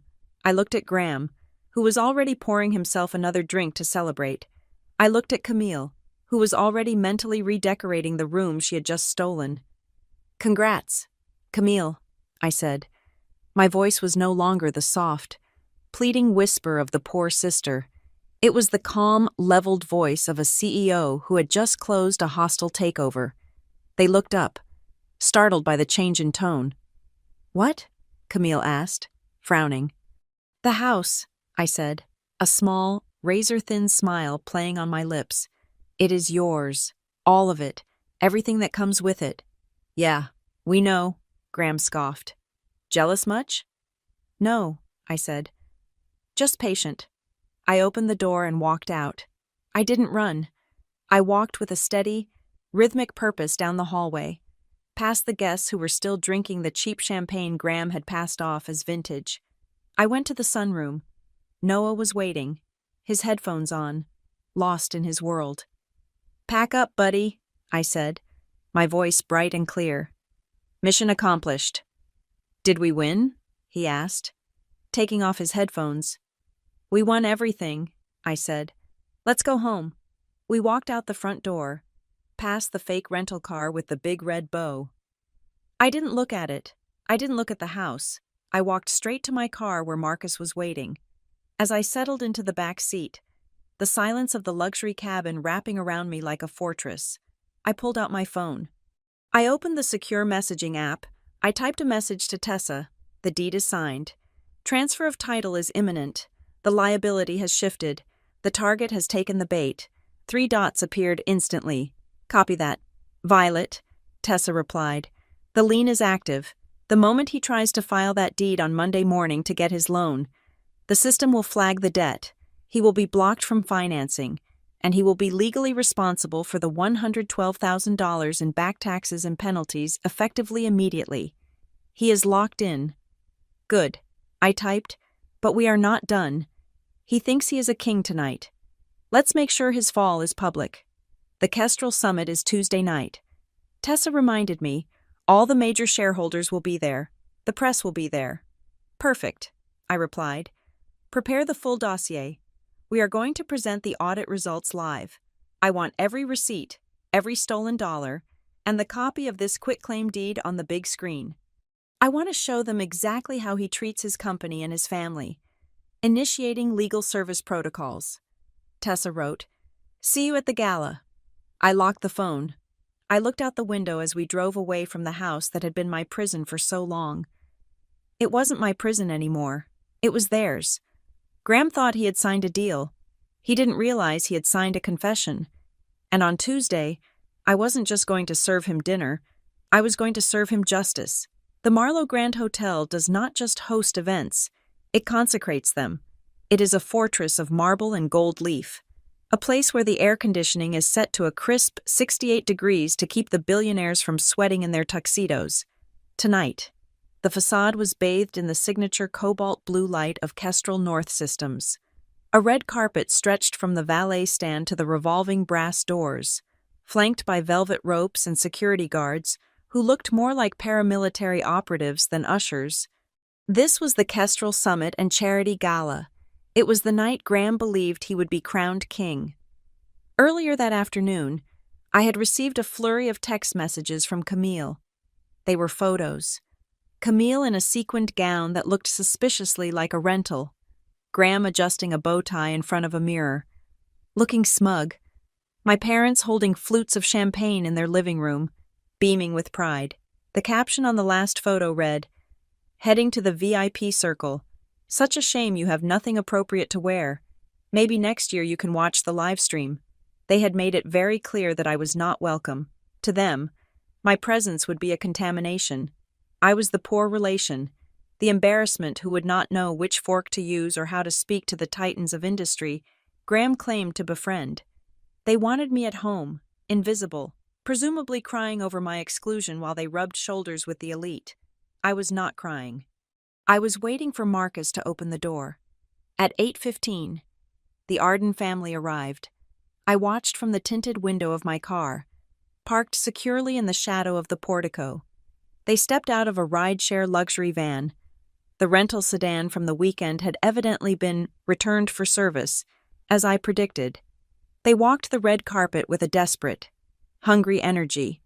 Graham waved at photographers who were not taking his picture. Camille posed for selfies every 3 feet, blocking the flow of traffic. My parents looked terrified but eager, clutching their invitations like golden tickets. They made it through the main checkpoint and vanished into the lobby. It is time, Ms. Holmes, Marcus said from the front seat. Let's go, I replied. My car pulled up to the curb. It was distinct among the sea of limousines. It was sleek, black, and radiated a quiet, menacing authority. The valet rushed to open the door, but Marcus was faster. He stepped out, buttoned his jacket, and opened the rear door for me. I stepped out. I was not wearing the drab, shapeless clothes my family was used to. I was wearing a structured, architectural gown in deep midnight blue, tailored to within a millimeter of my life. It had sharp shoulders and a plunging neckline that suggested power rather than vulnerability. My hair was pulled back in a severe, elegant chignon. I wore no jewelry except for a single, diamond-encrusted ear cuff that caught the flash of the paparazzi bulbs. The silence was immediate. The crowd near the entrance, a mix of socialites, investors, and hangers-on, stopped their chatter. They didn't know who I was, but they knew money when they saw it. Real money doesn't shout. It whispers, and right now, my silhouette was whispering loud enough to deafen them. I walked up the red carpet. I did not wave. I did not smile. I walked with the stride of a woman who owns the pavement she steps on. At the top of the stairs, the security checkpoint was bottlenecked. A line of guests waited to have their QR codes scanned. I saw my family standing just beyond the ropes in the lobby, waiting for a server to bring them drinks. Camille was laughing loudly, her head thrown back, performing happiness for an audience of strangers. Then she saw me. Her laugh died in her throat. It sounded like a car engine seizing up. She grabbed Graham's arm, her nails digging into his suit jacket. Graham turned, annoyed, and then he froze. My parents followed their gaze. For a moment, they just stared. They couldn't process the image. To them, Violet was the woman in the apron. Violet was the woman who drove a sedan with a dent in the bumper. Violet was the charity case.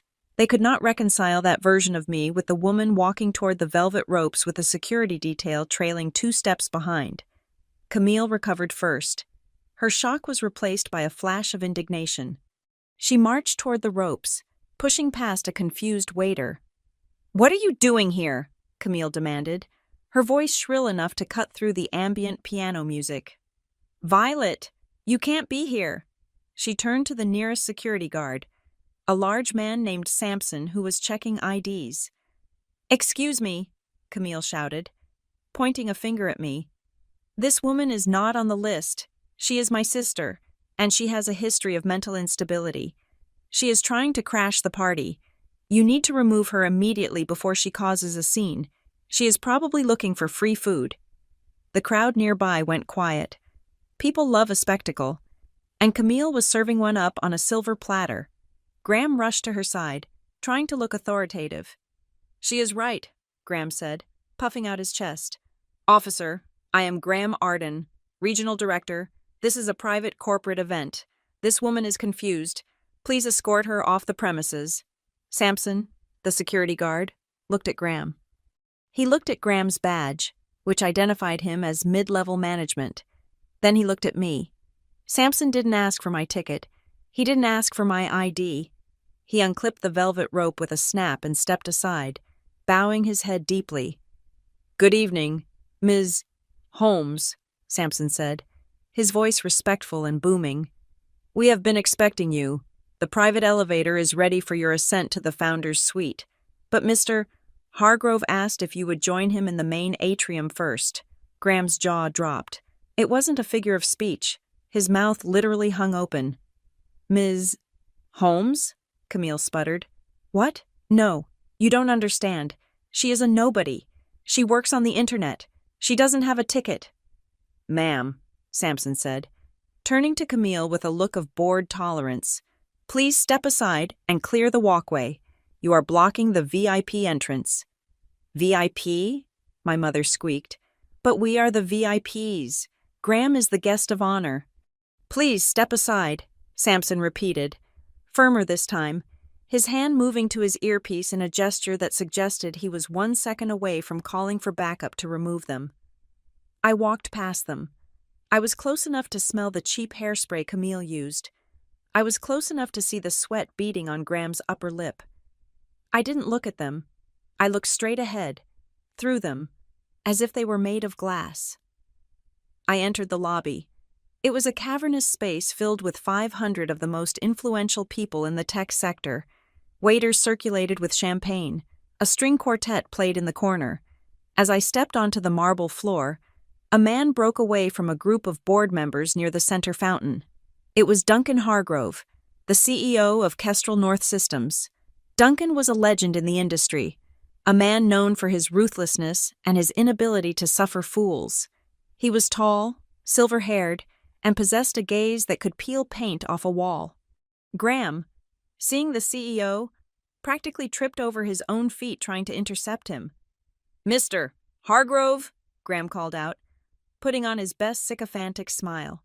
"Graham Arden here, Regional Director. So honored you could—" Duncan Hargrove didn't even break stride. He walked right past Graham, his shoulder brushing Graham's arm, knocking him slightly off balance. Duncan didn't apologize. He didn't even acknowledge Graham existed. He walked straight to me. "Violet," Duncan said, extending his hand. The warmth in his voice was genuine, a stark contrast to the icy demeanor he showed his subordinates. "I didn't think you would make the opening reception. I thought you would be holed up in the war room."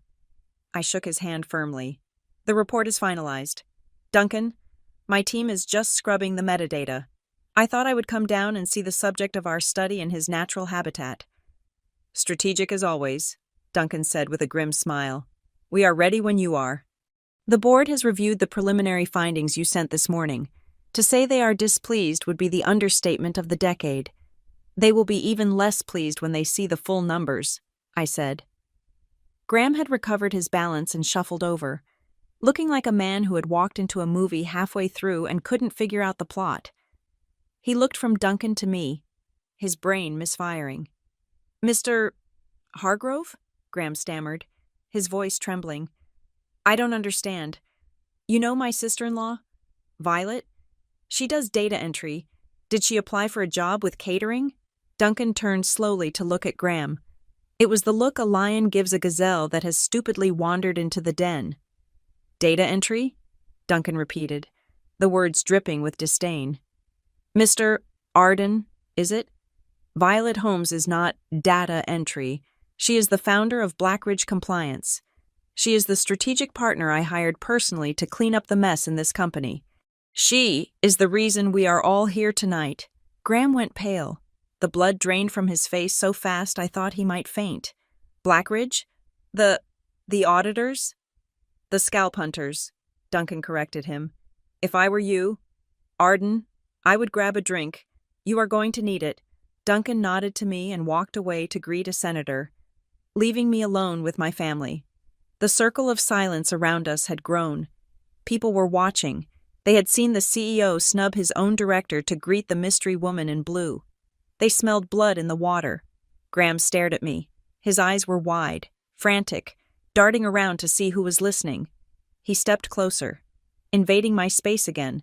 But this time it wasn't an act of dominance. It was panic. "What is this?" he hissed, his voice low and wet. "What is he talking about? Blackridge? You are a broke single mother. You serve appetizers at my parties. Is this some kind of prank? Did you sleep with him?" It was the last defense of a weak man. Misogyny. If a woman has power, she must have slept her way to it. "Keep your voice down, Graham," I said, my tone conversational. "You are drawing attention to yourself." "Tell me what is going on," he snapped. Grabbing my arm, I looked down at his hand on my sleeve. Then I looked up at his eyes. "Let go of me," I said. I didn't shout. I didn't need to. The threat was absolute. He released me as if my dress were made of fire. "I am here to do my job, Graham," I said. "You hired Kestrel North to fund your lifestyle. Kestrel North hired me to find out where the money went. It is a simple ecosystem. You are the parasite. I am the cure." "You audited me?" he whispered, the reality crashing down on him. "You saw?" "Everything," I said. "The dinners, the trips, the electronics, the fake vendors, and the house. Graham, I saw the house." Camille, who had been listening in stunned silence, suddenly gasped. "The house? What about the house?" "He didn't tell you?" I asked, looking at my sister with a pitying smile. "Graham didn't buy a house this weekend. He stole one, and he used you to do it." "Violet, stop," Graham pleaded, sweat pouring down his face now. "Not here. Please, we can talk about this. I can explain. It is just accounting errors. I can fix it." "It is too late for fixes," I said. "The report is filed. The board has it. The only thing left is the show." At that moment, the lights in the ballroom dimmed. A spotlight hit the main stage. The booming voice of the master of ceremonies filled the room. "Ladies and gentlemen, welcome to the Kestrel Summit. Tonight is a night of revelation, a night where we honor those who have shaped the future of our company. Please take your seats." Graham straightened his tie. It was a reflex. He was so deeply deluded, so conditioned to believe he was the hero of his own story, that even after everything I just said, a small part of him still thought this was for him. He thought he could talk his way out of it. He thought that if he just got on that stage, he could charm the board, spin the numbers, and make it all go away. "That is me," Graham muttered, wiping his face with a trembling hand. "They are calling me up. I have to go. I have to accept the promotion. We will talk later.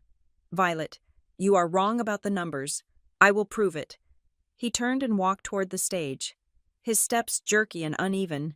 Camille followed him, looking back at me with eyes full of terror. My parents scuttled after them, confused, terrified, but still blindly following the man they thought was their savior. I watched them go. I stood alone in the center of the room, a pillar of midnight blue in a sea of shadows. I touched my earpiece. "Tessa," I said. "I am online," she replied. "The presentation is queued. The evidence folder is linked to the main projector." "He is walking to the stage," I said. "He thinks he is getting an award." "He is," Tessa said, her voice dark with amusement. "He is getting exactly what he earned." I started walking toward the stage, taking a different path, flanking the crowd. I moved toward the control booth. "Let him get to the microphone," I ordered. "Let him have his moment in the light, and then turn on the screen."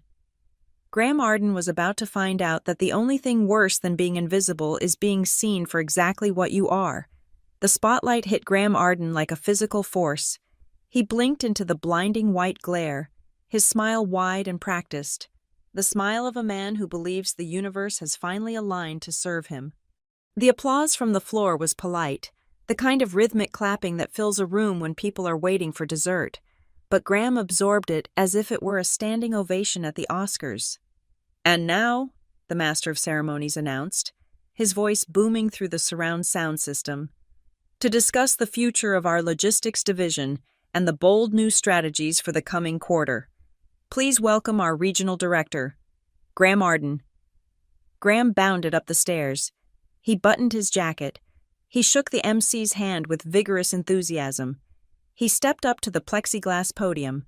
Gripping the sides with white-knuckled anticipation, he looked out at the sea of faces, 500 of the industry's most powerful players, plus his wife and in-laws, who were beaming from a table near the front.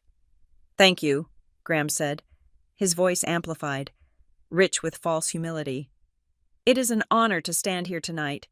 When I look at where Kestrel North is going, I see only blue skies. I see a company that values integrity, efficiency, and smart capital allocation." I walked out from the wings. I did not rush.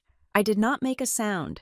I simply walked onto the stage, holding a small silver remote control in my hand.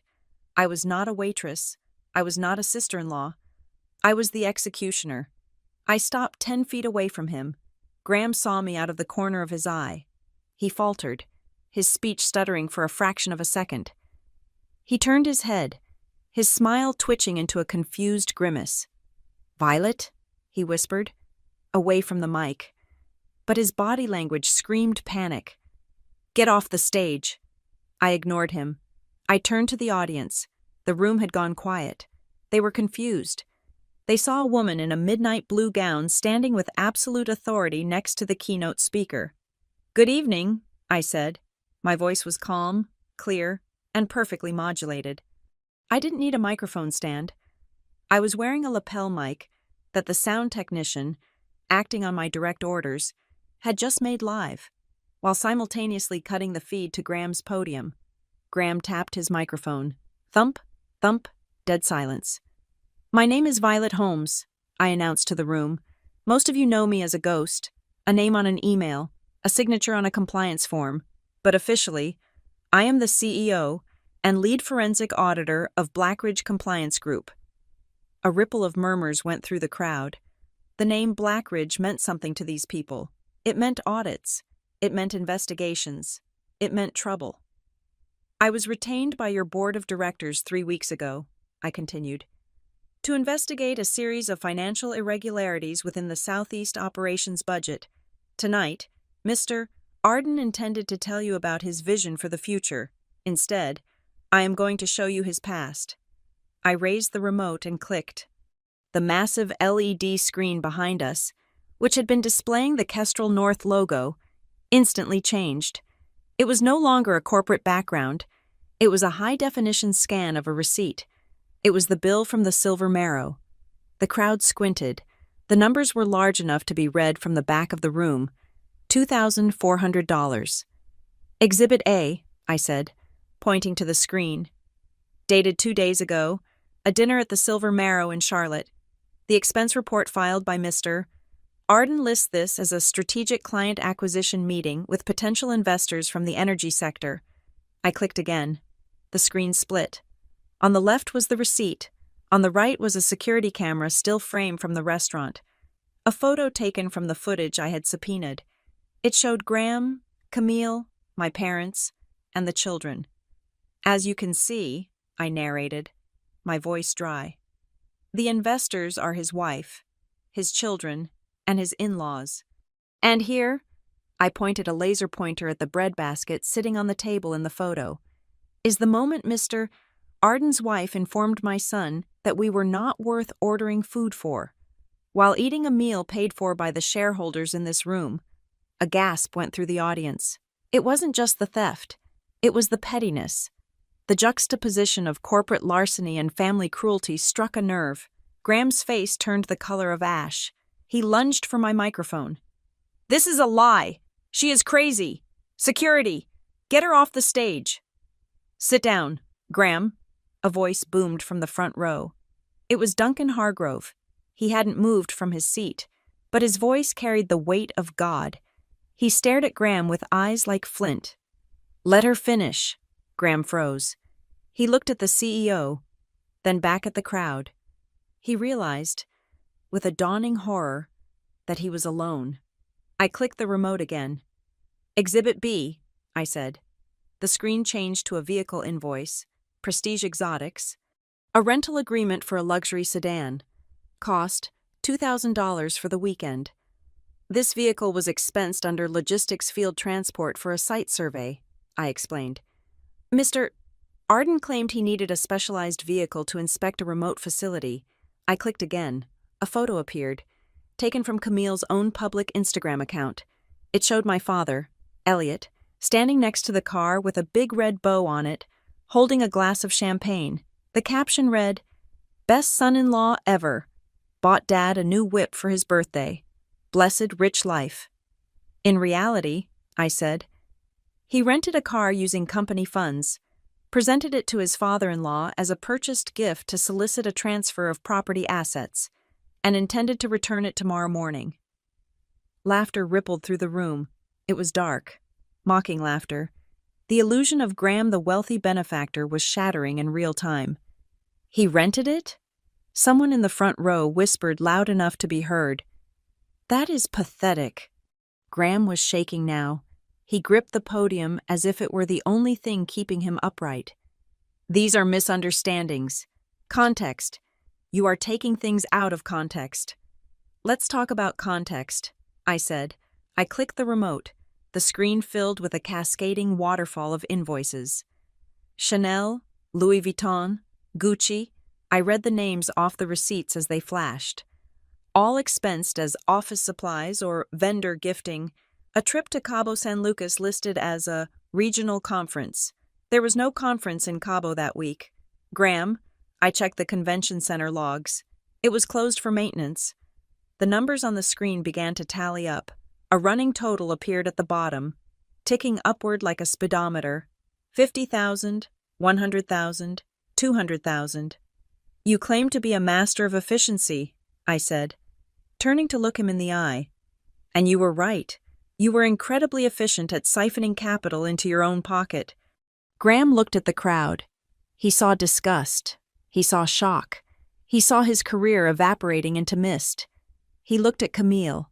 She was sitting at the table, her hands covering her mouth, her eyes wide with terror.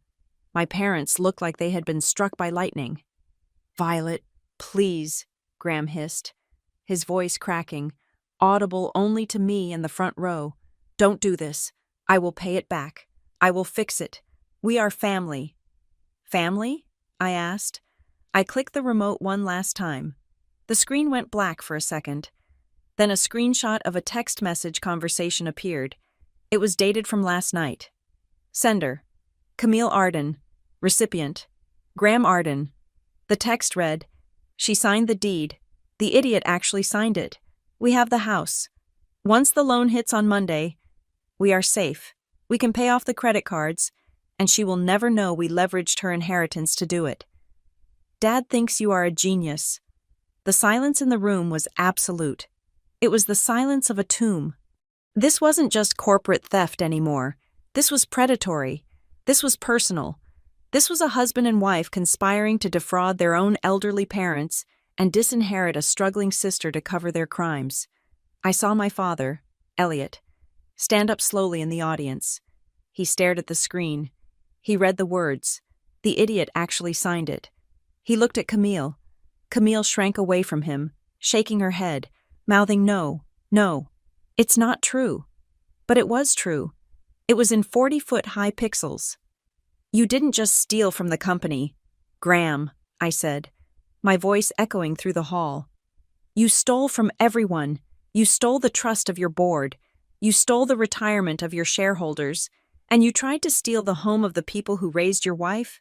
I pointed to the running total on the screen. It stopped ticking. The final number locked in bright red digits: $742,815.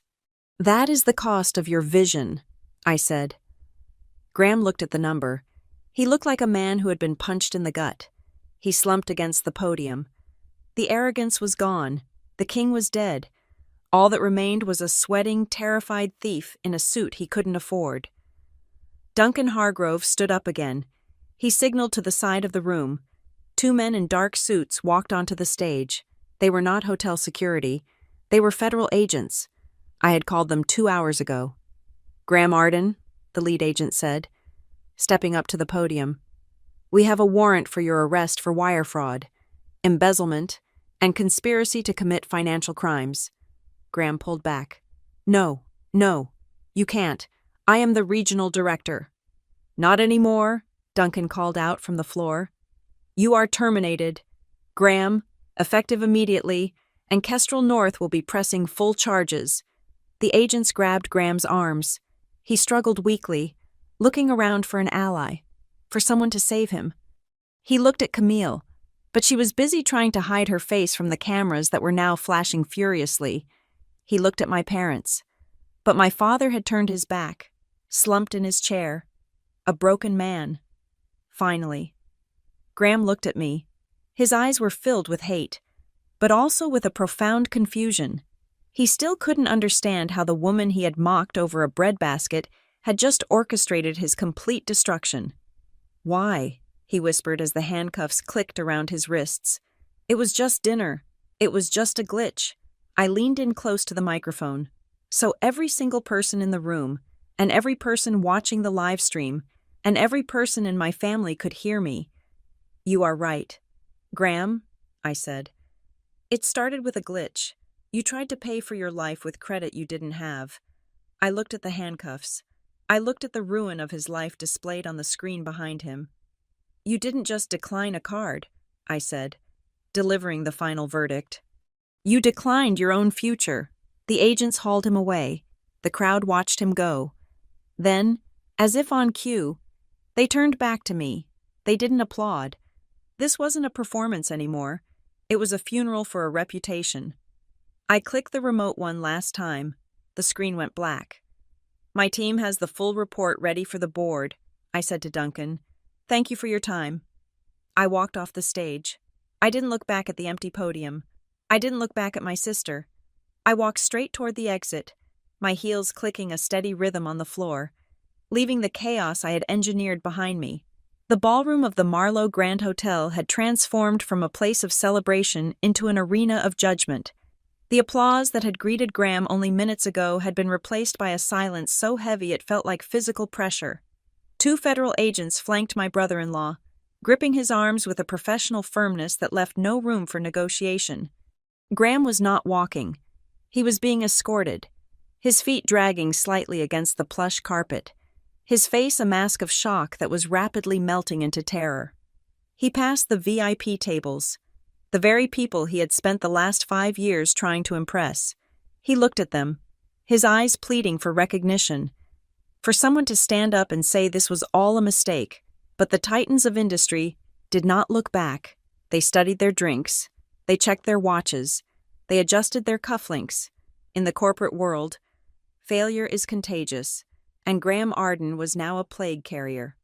As they pushed him through the double doors, expelling him from the kingdom he thought he ruled, the vacuum of attention shifted instantly to the person left behind, Camille.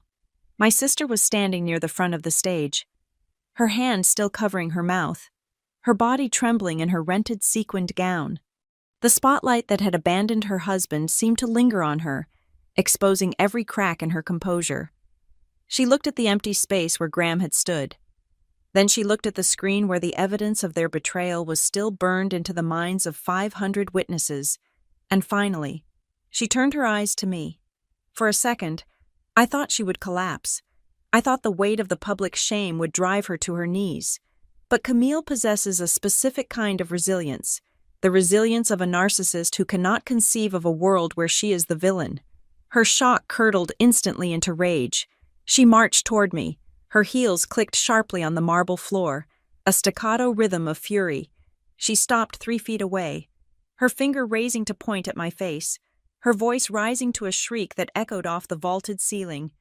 "You did this!" she screamed, her face twisting into an ugly snarl. "You ruined him!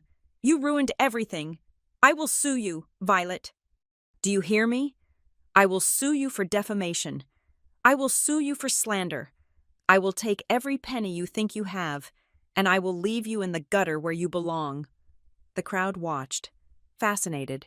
They were witnessing a socialite implode in real time. "I did not defame anyone, Camille," I said, my voice calm, contrasting sharply with her hysteria. "Truth is an absolute defense against libel, and the truth is, you helped him do it." "You are a liar!" she yelled, stepping closer, looking like she might physically attack me. "We bought that house. It is ours. You are just jealous because Dad gave it to us." "Excuse me, Mrs. Arden?" The voice came from behind her. It was flat, bored, and bureaucratic. Camille spun around. A man in a rumpled gray suit was standing there. He looked out of place amidst the tuxedos and gowns. He held a thick manila envelope in his hand. "Who are you?" Camille snapped. "Get away from me." "Camille Arden?" the man asked, verifying the target. "Yes, what do you want?" "You have been served," he said. He thrust the envelope into her hands. It was heavy. "What is this?" she demanded, staring at it. "Notice of default and immediate demand for payment," the man recited, as if reading from a script he had memorized 1,000 times. "Regarding the property at 42 Willow Creek Lane, since the title was transferred to your name yesterday evening, the existing lien on the property has been triggered. The holder of the debt, Archon Solutions, is exercising their right to accelerate the loan due to the change in ownership." Camille froze. Her hands shook as she tore open the envelope. She pulled out the document. Her eyes scanned the legal jargon, skipping over the clauses until they landed on the number in bold print at the bottom. $112,000, she whispered. "This says I owe $112,000? Immediately? Plus interest and legal fees," the process server added helpfully. "And since you are now the legal owner of record, and since the transfer was a quitclaim which accepts all encumbrances, that debt is yours personally. Archon Solutions has already filed a prejudgment writ of attachment. Your personal bank accounts have been frozen pending satisfaction of the debt." "Frozen?" Camille choked out the word. "My accounts? But I have checks out. I have the rental car deposit. I have—" She stopped. The color drained from her face, leaving her looking like a wax figure melting under heat.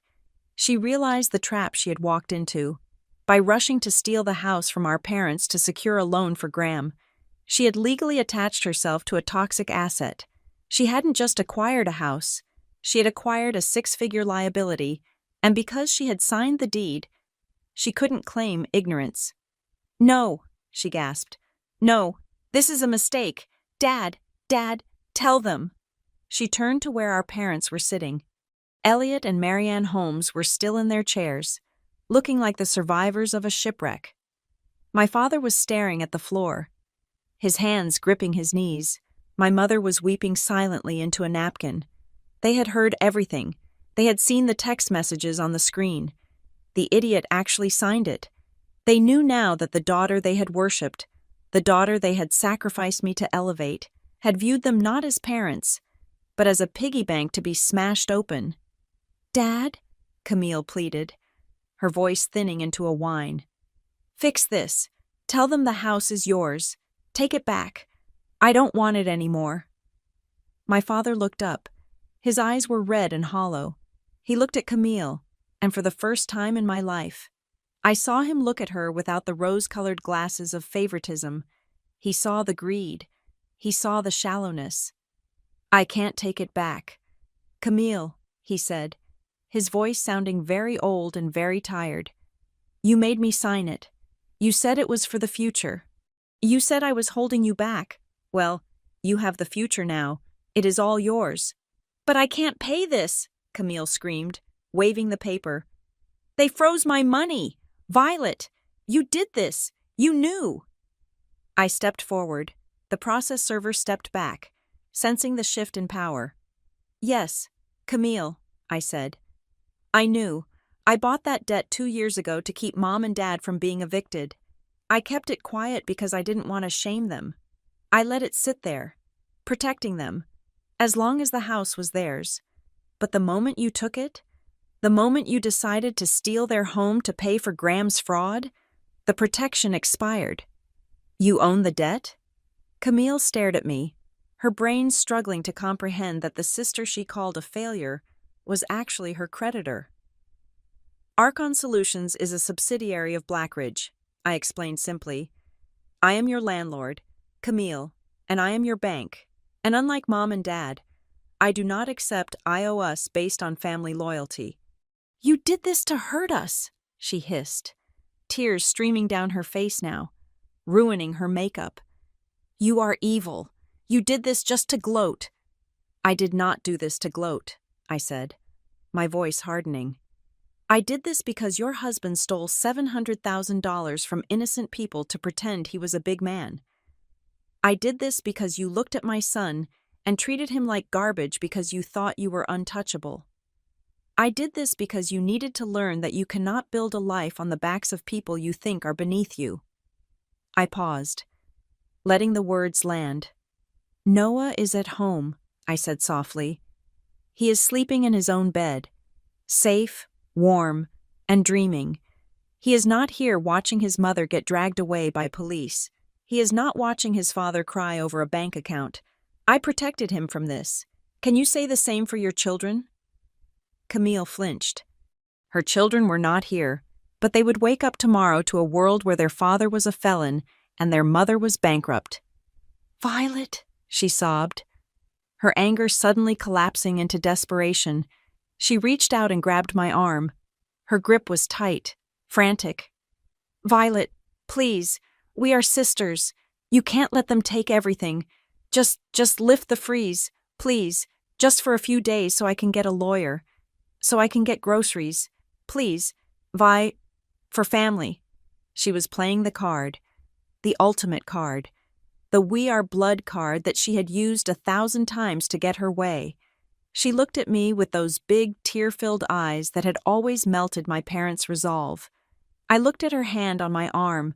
It was the same hand that had pushed the breadbasket toward my son. "Family," I repeated slowly.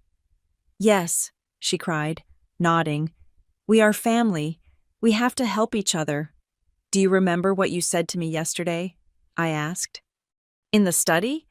When I asked you, begging you, if Noah and I could have the guest room if we were homeless?" Camille stopped crying. She froze. She remembered. "You said no," I reminded her. "You said there was no room for dead weight. You said you were turning it into a home gym." I gently, but firmly, peeled her fingers off my arm. I dropped her hand. It fell to her side like a dead thing. I am just respecting your rules. Camille, I said, I am standing on my own 2 feet. Now it is time for you to stand on yours. I turned away from her. Security guards were now moving in. The show was over. The gala needed to continue. Or at least, the unsightly mess needed to be removed so the rich people could go back to their champagne. Mrs. Arden, a guard said, taking Camille's elbow, we need to ask you to leave. The hotel has revoked your access. But my husband, she stammered. Your husband is in the custody of the FBI, the guard said. You need to exit the premises. Camille looked around one last time. She saw the faces of the women she had bragged to earlier. They were turning their backs, examining the flower arrangements, pulling their shawls tighter as if she were a cold draft. The social isolation was instant and absolute. She looked at her purse. It was a clutch from a designer collection, worth $3,000. She clutched it to her chest. It contained credit cards that didn't work, a phone that was blowing up with bad news, and keys to a house she couldn't afford. It was a useless, shiny brick. She walked toward the door, her head down, sobbing. My parents followed her, shuffling like ghosts, leaving behind the world they had so desperately wanted to be part of. I watched them go. I felt a presence beside me. It was Duncan Hargrove. He was watching the exit, his expression grim.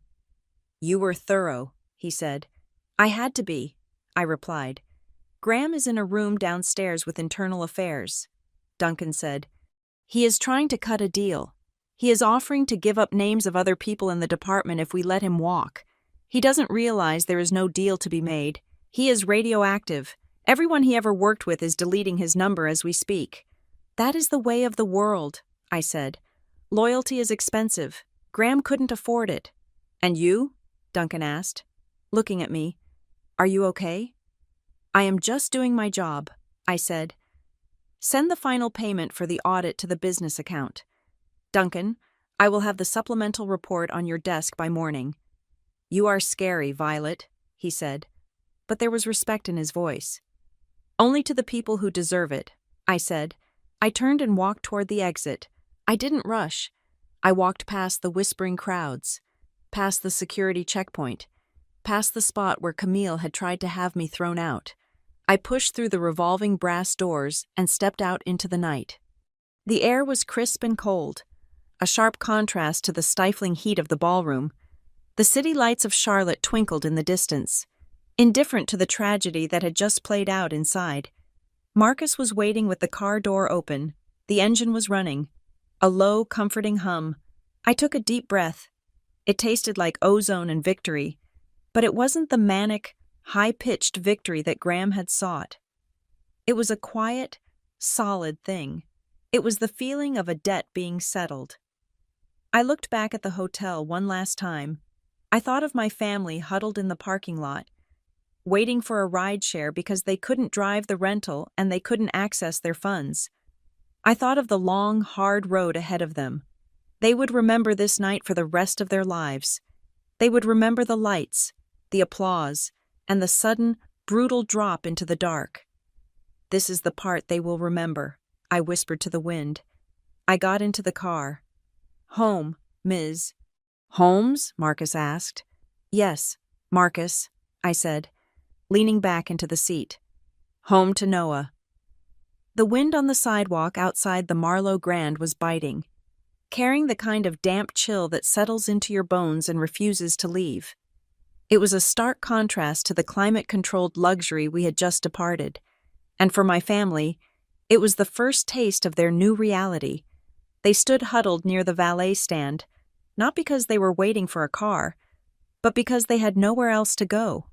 Their rideshare app was declining their requests due to the freeze on Camille's cards, and Graham was currently in the back of a federal vehicle, speeding toward an arraignment that would end his career. I walked toward them.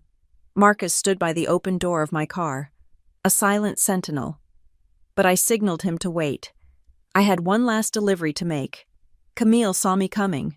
Her makeup was streaked with mascara, turning her eyes into hollow, dark pools. She was shivering in her thin sequined gown, clutching the useless deed to the house against her chest as if it were a holy relic that could ward off the demons of bankruptcy. When she saw me, her posture stiffened.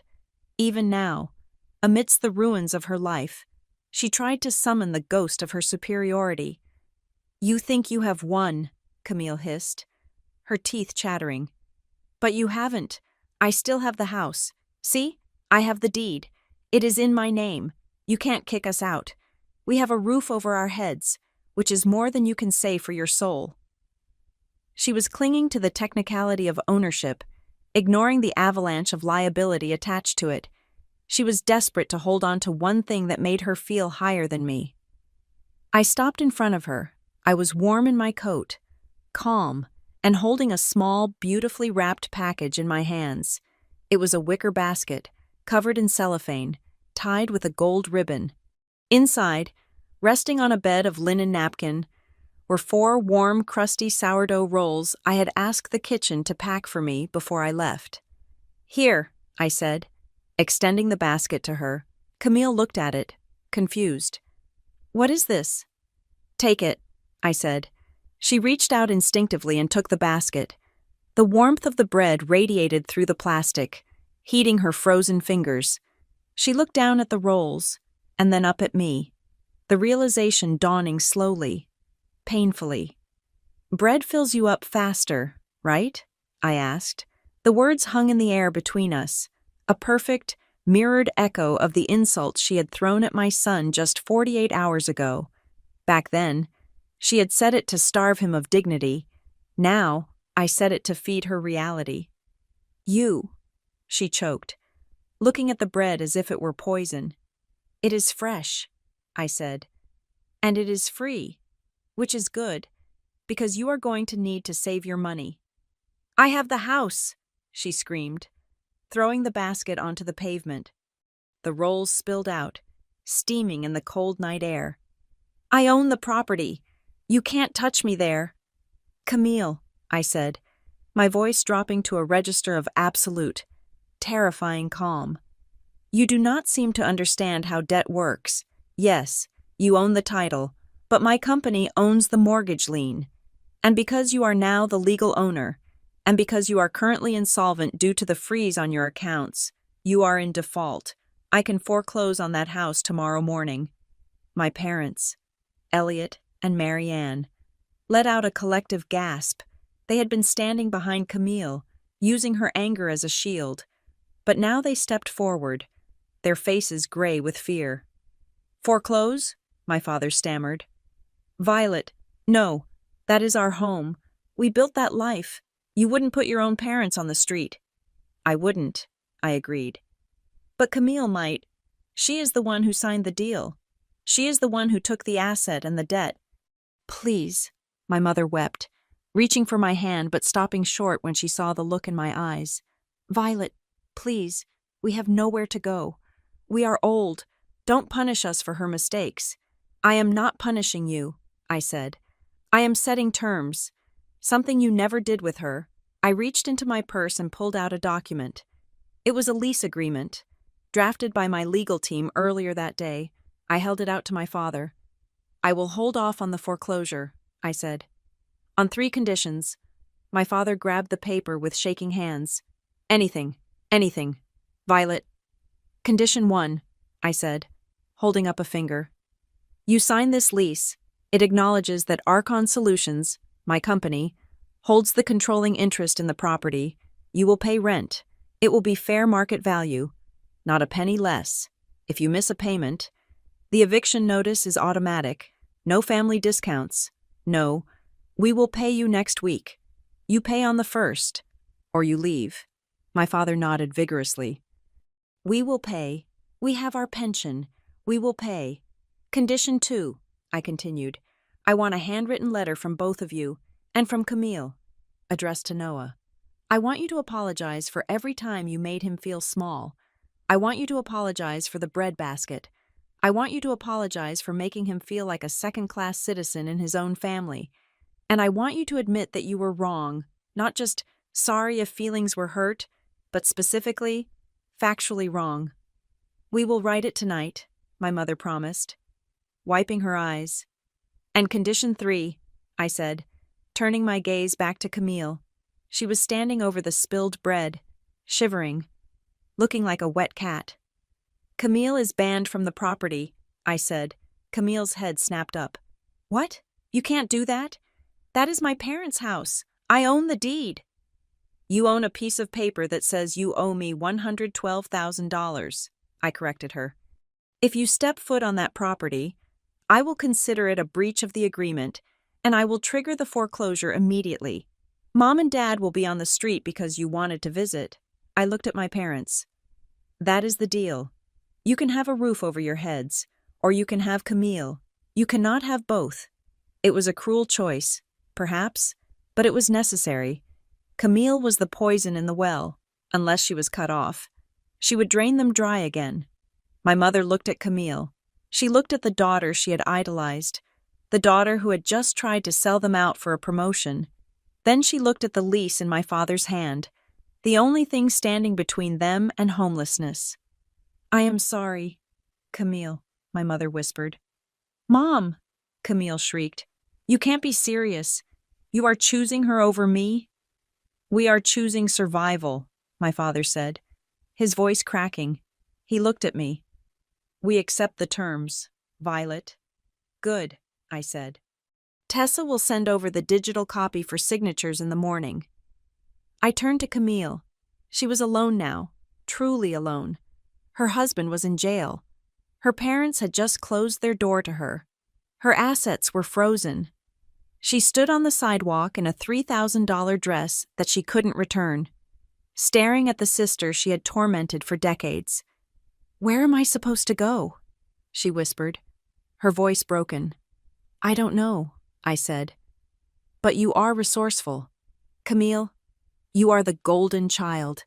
I am sure you will figure it out. Just don't come to my house.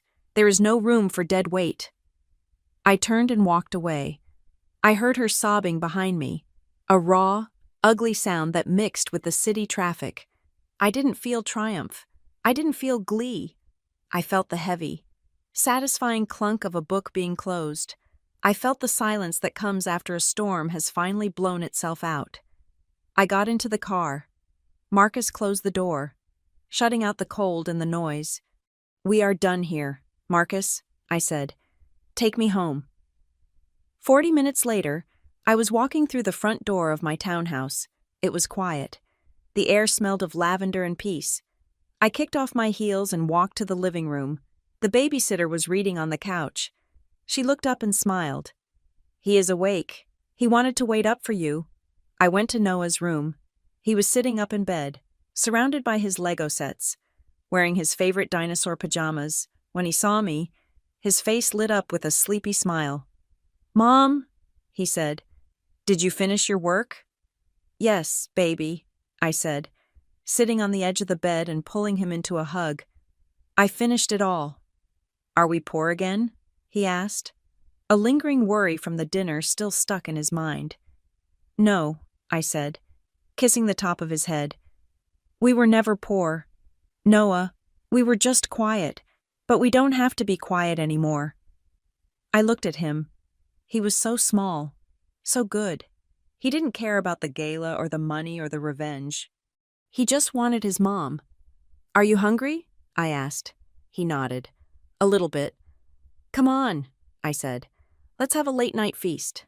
We went to the kitchen. I didn't make lobster. I didn't make steak.